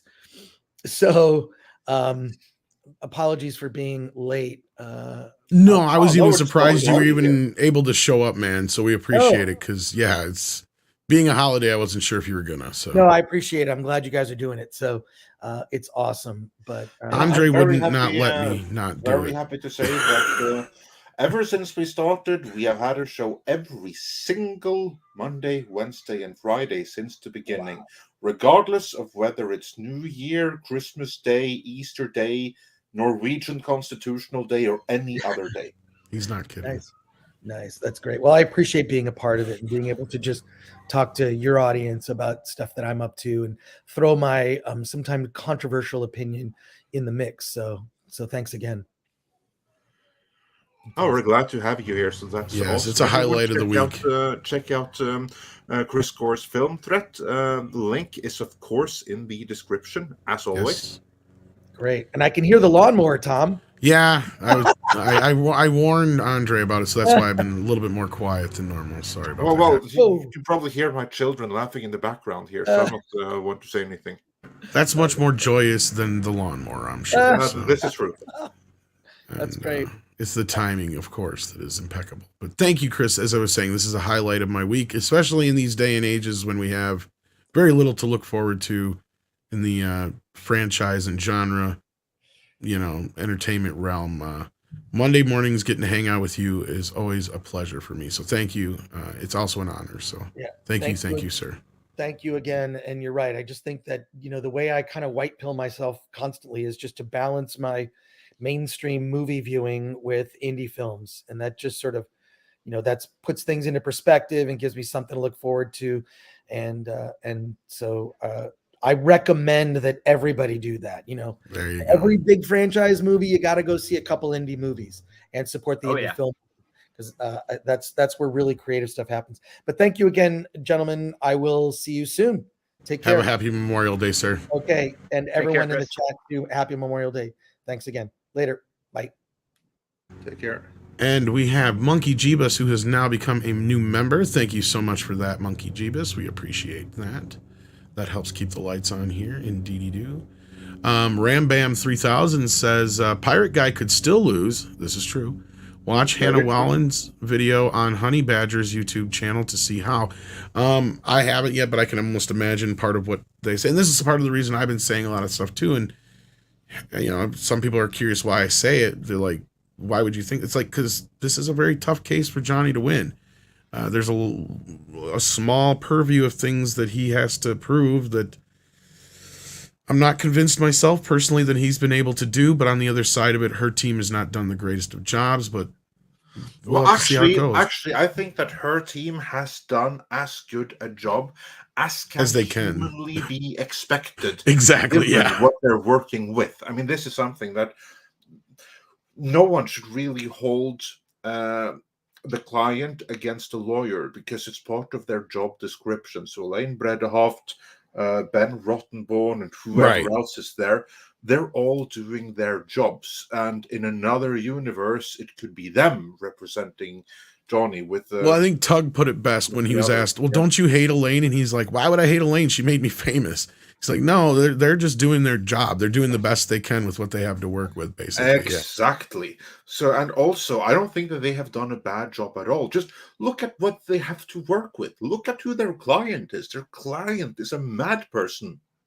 And you can see it like with how they're working. Like, I'm just thinking of that scene in Batman where the doctor's talking to Joker. Look what I have to work with. He's got all these terrible tools. Like, you can totally meme that with exactly. And that's pretty much this thing here. Well, I mean, because it was who was it? I don't recall exactly who, but it was someone in LawTube. So I'm sorry if I don't recall the name of the individual that had basically witnessed when Amber was on the stand and she was being questioned by Bredehoft, and we didn't see it, but from this LawTuber's angle, he could basically see Miss Bredehoft's hands, and she was so nervous.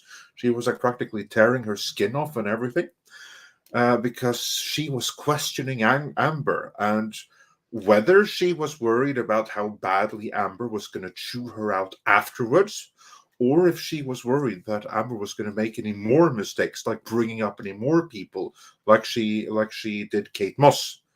That I don't know, but anyway, she was nervous as hell from her client talking, and you can even like tell from the body language, those people, they don't like each other, they don't like working for her, but still they have a job to do and they're doing it as good as they can. Like in closing arguments, Ben Rottenborn, he did as good as anyone could have done. Speaking of the LawTubers, we got Legal Mindset coming on Wednesday, I believe. We do. So everyone check out Legal Mindset. He may have been one of the people who brought that up, or it was Runkle or one of those guys. But yeah, I mean, I love all those guys over there. And of course, we've known Nick for some time. So yeah, kudos to all their work. And Tug, of course, and Yellow Flash for all the work they did. And Mr. H as well. So, you know, you guys have been knocking it out of the park. So congratulations on that. And kudos for all your work. And if it wasn't for guys like Tug and stuff like that, we wouldn't be up to date as we are on a lot of this stuff. And I feel like that's how some of us have been able to stay on top of so much of this stuff, is we were kind of ahead of the curve on this because we knew a lot of the stuff that was going to be brought out here before the general audience did, let's say. So, yeah. Absolutely. Absolutely. And Mags loves Legal Mindset. Does he know? Well, I'm sure he will know on Wednesday. But yes, thank you for that, Rambam 3000. And for those who want to check that out, there you go. And then Darius Munchausen sent us a super sticker. Let me see if I can see what it is here. Mowing the lawn. No, I don't have that one up here, but thank you so much, Darius Munchausen. I'm willing to bet it's popcorn. I'm gonna put some money on it. I wouldn't. Well, yeah, I'll put $1.49 on that. Then we got a Coon in 1876 that says, "I'd love Dr. Muffins to examine me." Well, get in line, because I'm sure that Dr. Curry's practice is exploding right around these days. They're all asking for her muffins. Speaking of Mags, she has been a member for 2 months at the Viking, technically a member longer than this from another account, but hit that like button, y'all, and share the stream link. That's right, because this is Magitech Mag's new YouTube channel. Yes, exactly. So go check out her channel. Also, she says, definitely the verdict will be Tuesday or Wednesday, especially after 6 weeks. Yeah, I think you're right. And this is something I think Runkle had said, or one of those guys, speaking of, or Legal Mindset probably could have said it too. It seemed like those, when they were in there in the courtroom, able to see the jury, they said they seemed like they had kind of already pretty much made their mind up at this point. Already like 2 weeks out. They were unsure about. Because there's a couple, but like for the most part, they seem to be uninterested in certain things for the most, but until like certain things kind of happen, then they'd perk up. But otherwise, any like clear Amber supporters on the jury, only people that might like swing both ways. And we had heard that a couple even may have dozed off during the video testimony days and stuff like that. So yeah, indeed. You'll have that. Go ahead and grab this. And of course, Mags, she has some experience with working in duties. So in juries, I mean. Juries, yeah. So she has some very valued experience there. And then Hillis Mallory. I'm sure if she worked in duties, she would be rather grumpy. I was thinking of jury duty. That's I know where that came from, but yeah. But you set me up for that one, so I couldn't resist. Yeah. Sorry, Max. Anyway, Hillis Mallory said for $5. Even I misspelled it. Beetlejuice, where Seifert Beetlebrox is from. Oh, that's a nice Hitchhiker reference right there. I wonder what's going on with that movie. They're still supposed to be working on Amazon. Right? I think it's Apple Plus. Is it Apple? Because I think Disney was the last rights owner on that, but but they don't want it anymore. So I think it's Apple. This is my hitchhiker's birthday coming up Wednesday, though. I'll be 42. Yeah, time flies. I'll know everything. I can't wait to know everything. Exactly. Yes, we love us some Hitchhiker's Guide here, though. We did get this one earlier, but I just wanted to say thank you again to Mr. McD. Thank you one more time. Yeah. And Primer says for $5, Hail, if JD wins this case, be prepared for a slew of hit pieces against him and a ton of puff pieces proclaiming AH was foiled by systemic. They already are. They're already out there, and they don't matter, because what matters is the public opinion and the Hollywood opinion, and both of those appear to be in JD's favor. Then it doesn't matter that Vogue writes editorials that literally says it's time to believe Amber because we must believe all women, even if the evidence says the opposite. I can't. Yeah, you have they're basically saying it doesn't matter if she's not telling the truth or not. We should still believe all women. You know, exactly. And Rugo Beta became members. That's awesome. Welcome. Then we have Douglas Nelson, who says for $5, should Hollywood remain the goal of filmmakers? That's a good question. Script. I want to hear your reaction to this one. Well, it's yes, because here's a fun facet why Hollywood has lasted as long as it has. The alternative, the independent, eventually becomes the mainstream. That's how you get the fresh injection of content. So, yes, I mean, it's going to be the standard. It's going to have regime changes every generation. It's going to have its peaks and valleys, but it's created such a legacy infrastructure that it would be foolish not to even aspire towards it. I'm always encouraging of people, again, do your own thing, make your own short films, make your own independent films of original ideas or things that you've never seen before but want to see, and find a means to put it out there. And eventually, if you generate enough interest, the powers that be that see potential will come and knock it. And then you have what's called a symbiotic relationship where you get to live a little bit of the Hollywood life, and at the same time, people's heads off.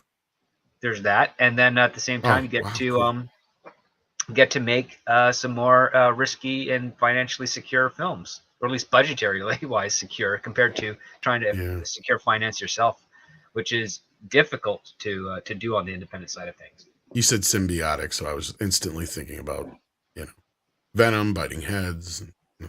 No, but I agree with you 110%. Not only that, especially that last portion.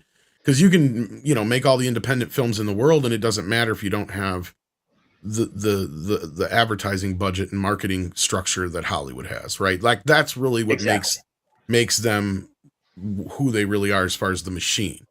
The movie part of it, they come from all over the place. A lot of they buy stuff, they have other people make movies.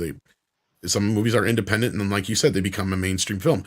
It's because of the movements we've had since the 60s with the up and coming filmmakers then to the ones we saw in the 90s with those guys. And then up in the early 2000s, there was a little bit of one, but not so much, but it's kind of tapered off. Actually got suppressed. There was it did. We're actually like 20 years behind on the next generation. I agree with you. And we've talked about this at length before too. So the fact of the matter is they're out there in the independent side of things. And I think because of the social political climate that's happened over the last decade, the reason we don't hear about them or see them is because of that climate right there. That's probably the main one, because if they're able to still work on their own, getting jobs here and there and able to self-finance those smaller films, it's just bewildering that they're not in the mainstream yet, because when you take a look at the big players in the mainstream, it's a lot smaller than what it was in the 90s and 80s and late 70s. It's like a handful of maybe 6 or 7 household names that got their start over the last 25 years. And a lot of them came off of that last kind of spur. The last spurt, yeah. So then we've talked about that. Like I said, if you want to hear more about that, always check in with Mead, because that's where Script and I get into a lot of those kind of conversations. Kareen says, not true. Issa Rae show got picked up by HBO. She started as a YouTube awkward black girl. And again, I think Script did kind of hedge with there was a handful of them, handful, exactly, like a very small few. And also Issa Rae, I never heard of that. I haven't either, so that's why I was like, Issa Rae, Now, So I unless you're talking apologize, to like Kareem. an actor who is found on YouTube and made it to mainstream, that's always a possibility. But the show itself, the property, the IP, the crew that But there's developed even it. been some great ones who have had a hard time busting over into that mainstream, right? Oh yeah. Like that's the thing, and it's more so like a lot of the successes though outside of music, like music, people have had a little bit more success, but that's because the music industry kind of imploded in on itself. But picking up people from YouTube is kind of a risk because again, the audience for YouTube, and I think you pointed this out script earlier. If it wasn't Chris, I can't remember which one you did. Is so much different than the audience you get for a network show or a movie or these other avenues, and a lot of people don't look to YouTube so much for the independent movies and television shows as they do for this kind of stuff or cat videos or how-to videos. They don't.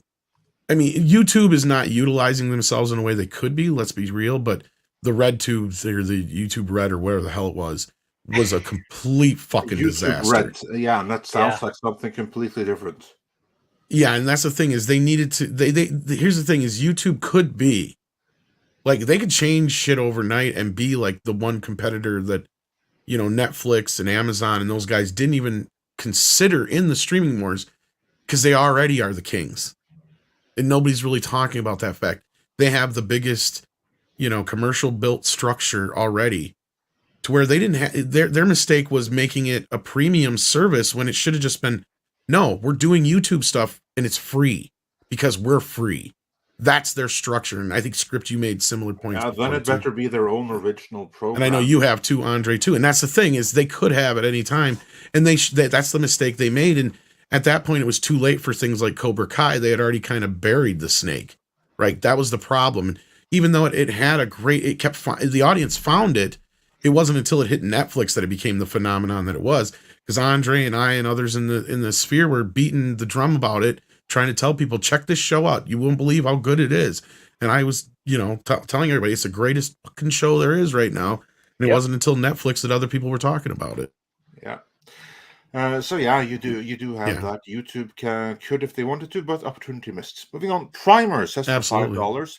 I think a big reason why more people don't get into indie films is their preconceived notion that indie equals boring, artsy, pretentious melodrama. Yeah, that is absolutely a big part of it. Yeah, a lot of that is celebrated by indie film, unfortunately. Yep. Yeah. They like their black and white movies about gay cowboys eating pudding. They forget the fact that the reason you have slower paced independent films is because they don't have the money for elaborate sets and things. So you have to have essentially like the CW formula, people in rooms talking. But those conversations have to be incredibly engaging and interesting, and that's really hard to do as a writer and as a director and as actors when you're on an independent circuit. It takes real skill and talent and drive in order to achieve that. So when you get a whole slew of independent films and they all kind of feel like they're boring, artsy-fartsy, and pretentious melodrama, sadly, it's because probably a lot of them are. And then the ones that stand out are the ones that really travel outside of that confine. That's exactly it. Great example, Robert Rodriguez. He made El Mariachi. It isn't your standard indie film, but yet it is at the same time because it was made for $1.05. But what it was accessible to that action crowd, right? So it had an element to it. And there's been a few other breakthrough films that have done that in the past, like I think Attack the Block and a couple other ones like that are manageable to like they're an independent film, but they also have an element to them that's marketable, right? And that's the thing is it's a little harder to market those boring, artsy, fartsy, pretentious melodramas. But now you also have people like Nolan who have kind of taken that place of those people who would normally get that shot, right? You're not getting the Tarantino voices. You're not getting the Rodriguez voices because of that, I think. And I'm not trying to, dump on Nolan or anything, but I think because of the Nolans and the Matt Reeves already being a big part of Hollywood, they're taking up a lot of that space that would normally be, an indie film. Very true. I mean, like, so some indies, they made it up the ladder and then they pulled the ladder up with them after them. Yep. Yep. And then Beautiful Bliss says for $5, is it true John Wick 4 was pushed back because of Top Gun Maverick? Something about less competition in theaters. I thought it had more to do with there was a few delays. I thought there was delays. I thought there was some distance from The Matrix, and I think it's because they're also trying to produce a companion TV show. Yeah, and weren't they something about shooting John Wick 4 and 5 back to back as well? Something like that. I think it had more to do with that than anything else. Because there was a big delay between COVID and other things, yeah. Yeah, I don't think it's as simple as they wanted to avoid that one movie. I think there's more to it than that. Although I don't recall exactly what was, but there should be more to it. Yeah, and Mecha J, I was going to bring this up, but yeah, fuck Kevin Smith. Speaking of people just talking and having great dialogue, you know what I mean? Like, yeah, Clerks is a great example of that. Then we had a couple of member chats. Yes, we did. From BK Panther for one, who's been a member for 10 months. Thank you so much. And speaking of members, yes, we need to do something very soon, Andre. Yes, we do. Top Gun Maverick is old school, good old action movie with its ups and downs, intense action, and a grand finish. That's what I've heard. And then there's more to that. Said it had a few lines to link back to the original movie and characters to A++. And yeah, the A+ score on the cinema score does say a lot for the film. Because, I mean, yeah, most movies don't dip too far low, but that's when we see like a movie that gets like a B on the cinema score. That's bad.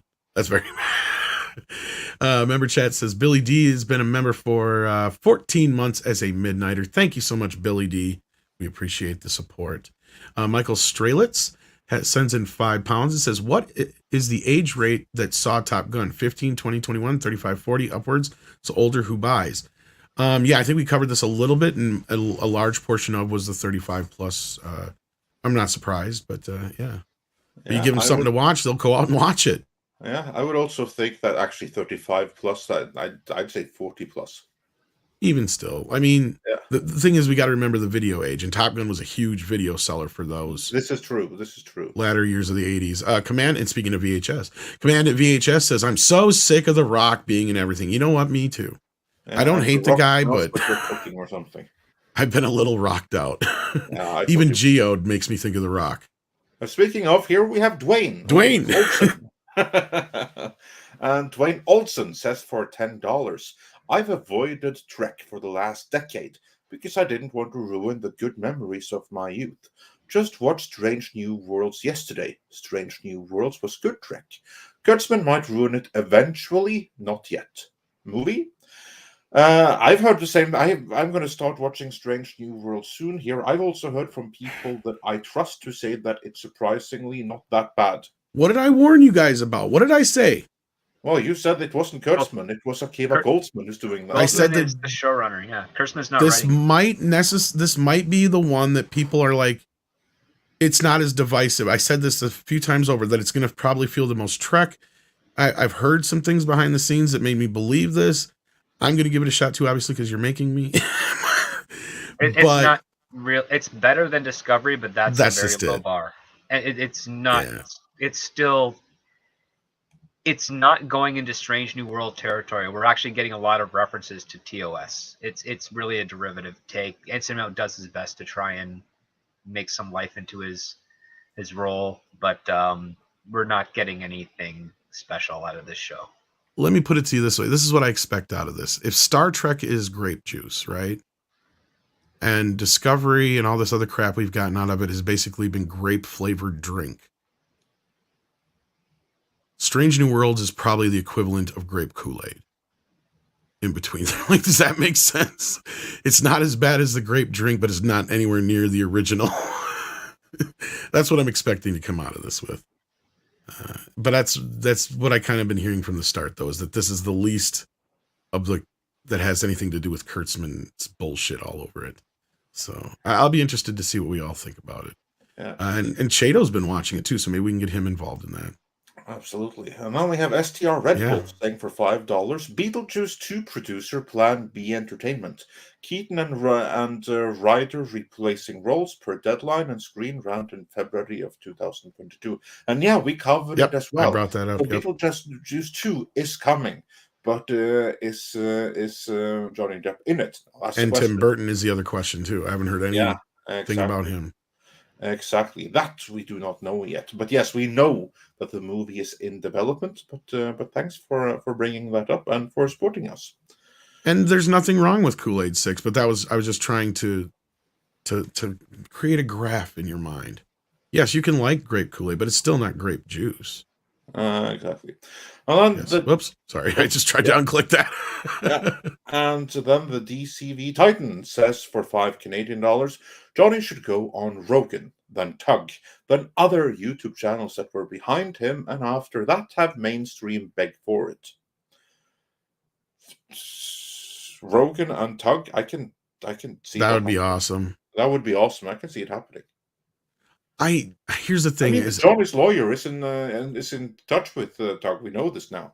Yeah. Well, here's the thing. I agree with you guys that Rogan would be the better fit, but publicity wise and where the level that Johnny is, I don't see that. I see him going to some network first. Yeah, that network is going to screw him over. They might, but they're going to. I guarantee it. It's just a situation where he's on a different level than certain other stars, to where this is like, like Gina doing stuff with Jay and stuff like that. I can understand and I could see that. Like this though, he could go for the Rogan thing. He might. It is the better idea. If I was his publicist, that's what I would tell him to do. I agree with you guys. Exactly. But you got to think of this from a Hollywood publicist point of view. And this is what I try to do. This is what I do for Andre and stuff, is I try to think of things from that side of the equation and how stupid most of them are. Yeah. But speaking of Hollywood, not everyone is as stupid, such as our own script doctor. Of course who regrettably has to be leaving us. He has to leave us because he has work to do. Today. Yeah. Yeah, I've got one of them meetings, the holiday meetings. Those ones always are frustrating. But thanks so much for having me on today, guys, and have a wonderful Memorial Day, everyone, and I'll catch you all later. Take care of yourself. All right, take care. And then we have Beautiful Bliss, who says for $5, I want a HP prequel. Is that Harry Potter prequel? Yeah, I think so. Of Tom Riddle becoming evil. I want Dumbledore as not all good. It would be nice if they did a nuanced take of magic. Yeah, maybe, I guess. Cool, works for me. I don't care about Harry Potter either way. Yeah, I'm not a Harry Potter fan, but I see that there's and this is what I was saying earlier, is that there's an audience for it. Oh, and they could do it, so. Absolutely. There's an audience. And then we have Rob Altus, who says for $5, here's an idea. The Rock as a villain and Jack Sparrow fights him with the help of another popular actor as an ally. Yeah, we kind of brought this idea up too. Yeah.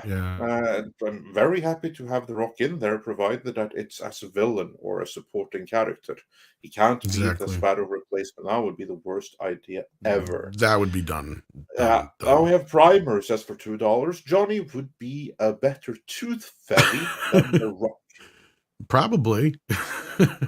I would love to see Johnny's take on that. That'd be interesting. Directed by Terry Gilliam. Exactly. And London Tess says for £4.49. Were you surprised to see Walter Hamada testify, and what did you make of it? And actually, yeah, I was a bit surprised. A little bit. Yeah. I was more surprised they didn't ask him about the Fantastic Beasts situation, even if he may not have a direct connection with it. It's still probably they did ask, and it just wasn't shown. And away, and we never saw. That's probable. But half of it I see is that, yeah, Johnny wasn't worried about burning that bridge. It was it was not the bridge for him to burn, because there's two things to it. One, Hamada is on his way out the door. That's what I was going to bring up too. The other thing is who gives a fuck, because he's done. Exactly. So that's like the thing. Hamada was burning some of his own bridges in that testimony. Yeah, I don't think that he's really burning any bridges per se, because he was very clever. Well, he's definitely throwing some people under the bus, let's say. I'm not so sure, because here's the thing. The only names that he mentioned were the producer and director of Aquaman. That would be James Wan, and I forget the name of the producer. He knows these two guys already. I mean, it was Walter Hamada, that producer, who got him the gig in the first place. I think that he brought those two up because they're chums and they're friends already, and they're perfectly okay, and none of them want to work with Amber again. They want an excuse to get rid of her. So I think that, honestly, that was James Wan. and that was the producer saying, we don't want to work with her. We want an excuse to get her out of the movie. What can we do without being too overt to make sure that she I agree with you loses this, there. so we get the excuse? But what I'm they saying say, is he Walter, go testify. My Bring point us is up if you must. he vicariously threw Ann Sarnoff and Toby Emmerich under the fucking bus, though. Yeah, and they're done too. I know. Well, Toby isn't yet. Let's be clear on that. Like, he is that little. That's one we got to worry about. The thing, though, that Zaslow, the new boss, he's pissed at Toby first and foremost. You don't care about. I hope he is. I've heard a few things too, but there's the thing is he's still there, and I've heard he's not going anywhere real fast. He's still there, and maybe he's grateful too, because then he can tell Amber, look, I did everything I can to control Hamada. You got no dirt on him.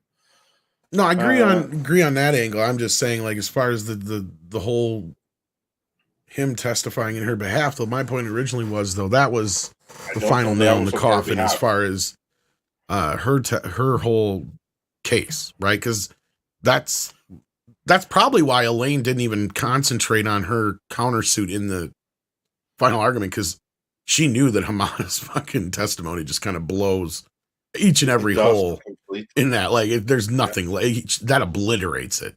Yeah. Well, at least it should. Who knows what if the jury? I know, but let's be real, and that is the closest to a smoking gun you're going to get in that respect. It is indeed. So yeah, I was surprised, but not shocked. I love the picture and I love the name.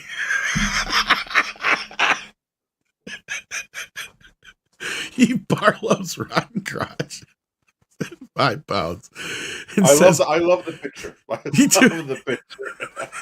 Because we have to remember the picture. That's a detail. I mean, a lot of detail went into this. Oh, thank you for that laugh.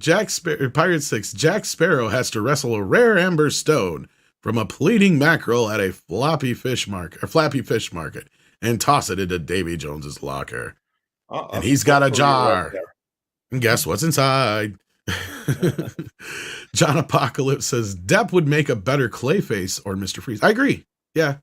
I mean, he'd be a very interesting Joker, though. That's one of those actors I would love, like Willem Dafoe. I'd rather have him as the Joker than that clown who's playing him right now, and I'm used clown. I agree with you there. Yeah, most derogatory term possible. But I think Johnny should have been the Joker in Suicide Squad, to be honest with you. That would have been a better. It would have been a better fit, yeah. Absolutely. I think so. Up against Ben Affleck's Batman, shit, yeah. Oh, hell yeah. Tickle Trunk says for Culture Casino specifically. Oh yeah, we got this. Yeah, we got that one. Which means we're getting close here, guys. Thank you so much for being patient with us. It's one of those things to juggle when you've got like Chris Gore on in the morning. You want to get as much time as you can with him as possible. So we appreciate the patience, guys. Hillis Mallory says, I have one more question, Your Honor. No, it says, I have no more questions, Your Honor. That's it, yeah. This is, of course, when Elaine reference, yeah. Was like when Team Johnny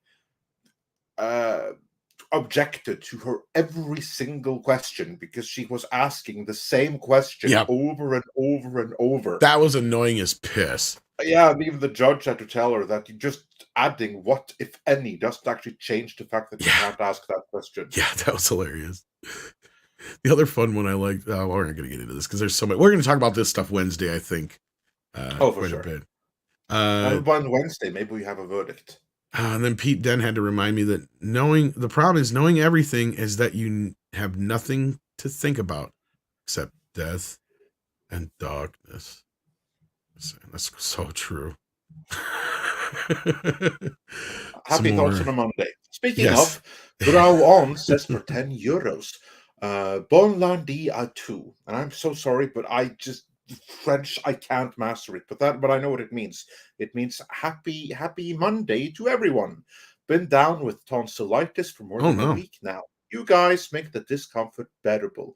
Hail Midnight's Edge. Oh no, I hope you're better now. Speedy recovery, yeah. Yeah, and we're glad to have been of some help with that, and hopefully you'll be over that peskiness really, really soon. So did you get your tonsils taken out? You can just add us in the chat. You don't have to send another super chat. Just curious. Mr. Tickle Well, Trunk if you says, did, then have loads and loads of ice cream. that's what I was going to say. Yep. Mr. Tickle Trunk says a new John Carpenter could come up with now and blow up. A new John Carpenter could come up now and blow up. A Yeah. new John Carpenter movie or a new John Carpenter? I think he just means like a filmmaker? new person. Yeah. It's been a while since when. Gosh. Actually, here's the thing that I think there are probably 10 John Carpenters out there already, Right. but they're all on the indie scene and they're not too visible because there's so many and they drown out with all the movies that are out there. You're We have to probably check right. with Chris Gore next time. Yeah. That's a Who good question is for the Chris. upcoming John Carpenter? That's a question for him. Yeah, it's a good question for him. Otherwise, the more recent one, sadly, I could say is probably Rodriguez would be the closest I'd compare to him. Mr. Tickle Trunk says Picard and Star Trek Discovery were purple paint. Star Trek New. Yeah, okay. Yeah. Lead paint, no less. So don't drink the lead paint, kids. In other words, don't watch STD and Picard, but maybe get into Star Trek New Worlds. We'll talk about that. We'll talk about it before long here. And then Snell World says my top 3 movies of 2022 so far are Top Gun, The Northman, and Sonic 2. Well, those seem to be the big winners so far this All year. good choices. All good Yeah. choices. I'm very glad to see that The Northman, even though it did not win at the box office, at the very least appears to have won the audience that did see it. So that is excellent. What is also excellent is that almost 600 of you are still watching. Actually, more than 600. So everyone, Considering please it's a holiday, thank you. smash that like on the way out. Once again, for anyone who might not have been here at the beginning, happy Memorial Day to all, and kudos to everyone who fought and gave it all. And thanks to all the guests that joined us today. Thanks to Chris, to Cultured, and to Script, and to all of you for watching. Absolutely. And with that, I believe we're all caught up because Six hasn't alerted me to anything. And let me double check the mod chat stream thingy.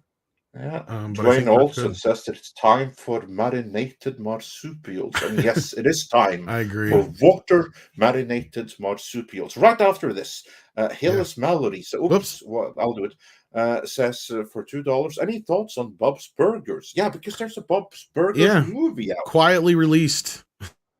Yeah. I have never seen a single episode of Bob's Burgers. I tried to watch it.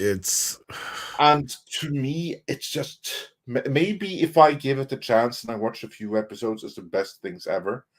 But my time is limited, and there's so many stuff that I really should be watching. Knowing your taste, probably not. Yeah, that's what everyone says. The people who know my taste, they say you're probably better off not. Because I like. Here's the problem I have with it. I love most of the voice cast that is a part of the show, and I even, some of the people that work on it and stuff like that. I don't know them, but I know their previous work. I couldn't get into it. I tried desperately to like the show, just couldn't do it. But yeah, this was one of the Fox leftovers. Was the Bob's Burgers movie, because it was one that was in production when Disney bought Fox, and they just kind of quietly released it here recently. So, or they're going to here soon. I can't remember which. I think it's coming soon, or it has been. I don't see. That's the thing. They have done no advertising for it hardly at all. So, exactly. And also, before we go, we will have a few. There will be no toxic femininity tonight due to the Memorial Day. So yes, the ladies are taking the day off, deservedly so. But you put me to work anyway, so. Oh yeah, because we have videos coming, so we're probably gonna have 3 videos in the next couple of days here. And also tomorrow, make sure to check out Midnight's Edge Espanol live at the same time as we go live. That's 11 Central, 9 a.m. LA time, or 10 minutes past 9 if you want to be real specific. But for simplicity, we're live at 9 a.m. tomorrow. So and then they'll be talking about Top Gun. They'll be talking about in Latin America, Stranger Things, and more. So be sure to join in for that. Spanish knowledge is not a requirement, although it is helpful.